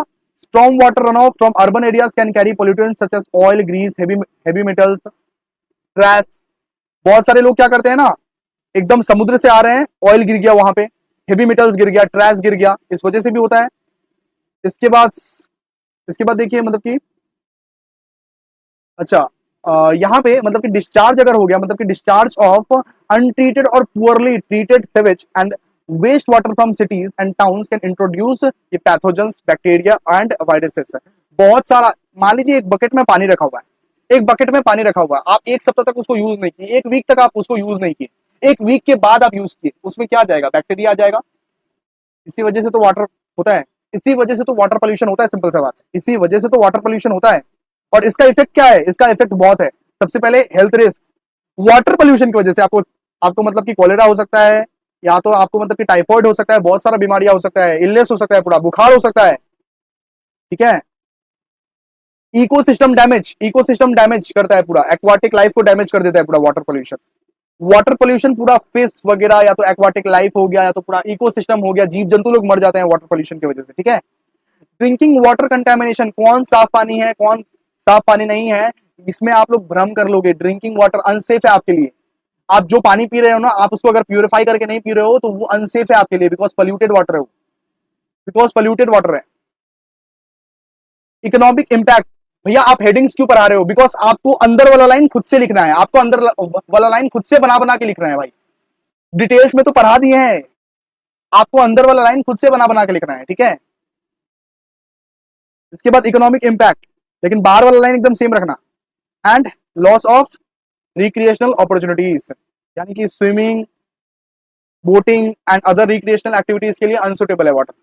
अब उसी वाटर में आप स्विमिंग कर रहे हो, बोटिंग कर रहे हो, तो ये आपके लिए अनसुटेबल है, ये आपके लिए अनसेफ है। ठीक है। ये आपके लिए क्या है? अनसेफ है।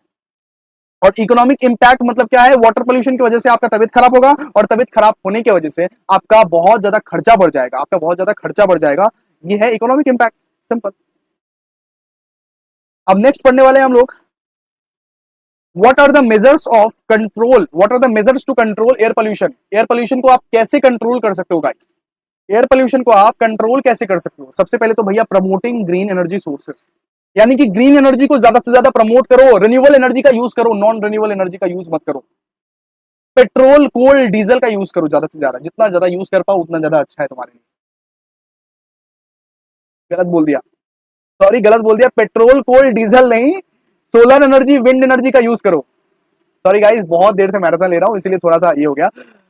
आप पेट्रोल, डीजल और कोल का यूज मत करो, और जो रिन्यूएबल सोर्स ऑफ एनर्जी है उसका यूज करो, जैसे कि सोलर एनर्जी है, विंड एनर्जी है, उसका ज्यादा यूज करो आप। ठीक है। तो इसको बोलते हैं promoting clean energy and green energy. ठीक है। इसके बाद इंप्रूविंग व्हीकल एमिशंस, व्हीकल का क्वालिटीज बढ़ाओ भाई। आजकल ना G20 निकला है, G20 व्हीकल्स निकला है, मतलब कि 20% वाटर अगर रहेगा और 80% पेट्रोल रहेगा, डीजल रहेगा, तो आपका गाड़ी चलेगा। इस तरीके से कुछ निकालो जिससे कम से कम नॉन रिन्यूएबल रिसोर्स हम लोग यूज करें, ऐसा कुछ निकालो। इसके बाद इससे ही हम लोग एयर पोल्यूशन को क्रिएट कर सकते हैं, इससे ही हम लोग एयर पोल्यूशन को कंट्रोल कर सकते हैं। ठीक है। इससे ही हम लोग एयर पोल्यूशन को कंट्रोल कर सकते हैं। इसके बाद enhancing industrial regulations, enhancing industrial regulations, यानी कि हम लोगों को पोल्यूशन कंट्रोल करना चाहिए। इंडस्ट्रीज में ऐसा कुछ रेगुलेशंस बनाना चाहिए, उसको मतलब इंडस्ट्रीज से जो कचरे निकलता है ना, उसको डिस्पोज करने का कुछ अलग एक मेथड होना चाहिए। ठीक है। जिससे एयर पोल्यूशन ना हो इंडस्ट्रीज की वजह से। इंप्लीमेंटिंग एयर क्वालिटी मॉनिटरिंग, हम लोगों को हमेशा मतलब एयर क्वालिटी को मॉनिटर करता मतलब कि रहना चाहिए।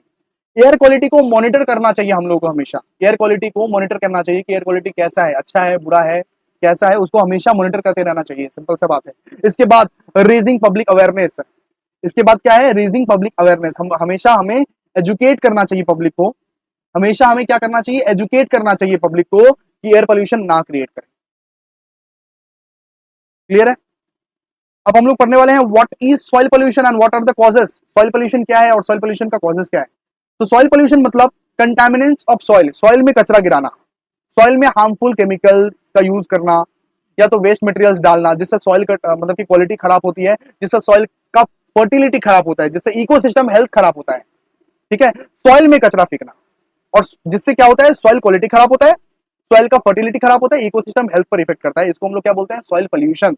इसको हम लोग क्या बोलते हैं, सॉइल पोल्यूशन। आइए दोस्तों कॉजेस पढ़ते हैं, बस खत्म हो गया, देखो बस खत्म हो गया। कॉजेस ऑफ सॉइल पोल्यूशन, सबसे पहला कॉज इंडस्ट्रियल एक्टिविटीज, यानी इंडस्ट्रियल एक्टिविटीज की वजह से सॉइल पोल्यूशन क्रिएट होता है। यानी इंडस्ट्रीज में जो इतने ज्यादा केमिकल्स यूज होते हैं और वो केमिकल्स को जहां तहां आप फेंक देते हो, उस वजह से सॉइल पोल्यूशन होता है। ठीक है, एग्रीकल्चरल प्रैक्टिसेस जैसे कि use of excessive fertiliser and use of excessive pesticides की वजह से सॉइल पोल्यूशन क्रिएट होता है। आप बहुत ज्यादा फर्टिलाइजर यूज कर रहे हो सॉइल पर, बहुत ज्यादा पेस्टिसाइड्स यूज कर रहे हो सॉइल पर, तो अब तो क्या होगा, अब इसके वजह से तो सॉइल पोल्यूशन क्रिएट होगा ही ना। एग्रीकल्चरल प्रैक्टिसेस के वजह से भी सॉइल पोल्यूशन होता है। इसके बाद वेस्ट डिस्पोजल, बहुत सारे लोग कचरे ना बाहर ही फेंक देते हैं, सॉइल के अंदर ही फेंक देते हैं, सिंपल सा बात है, इस वजह से भी होता है। Urbanisation, urban expansion and developmental activities, बहुत सारा डेवलपमेंटल एक्टिविटीज की वजह से भी सॉइल पोल्यूशन होता है। बहुत सारा डेवलपमेंटल एक्टिविटीज की वजह से भी, जैसे कि मान लो कि मतलब बहुत सारे रोड्स बन गए, रोड्स में बहुत सारे पार्किंग लॉट्स बन गए, इंडस्ट्रियल यूनिट्स बन गए, इस जितना ज्यादा भीड़ भड़का रहेगा उतना ज्यादा पॉल्यूशन तो होगा ही ना। जिस रास्ते में तुम जितना ज्यादा भीड़ भड़का देखते हो उस रास्ते में उतना ज्यादा पॉल्यूशन रहता है ना, बताओ उस रास्ते में उतना ज्यादा पॉल्यूशन रहता है कि नहीं रहता है, बताओ। यस यस यस रहता है। इसके बाद देखिए, इसके बाद है मतलब कि माइनिंग ऑपरेशंस। माइनिंग ऑपरेशंस का मतलब क्या है, mining activities can release heavy metals, toxic chemicals and hazardous substances from the soil.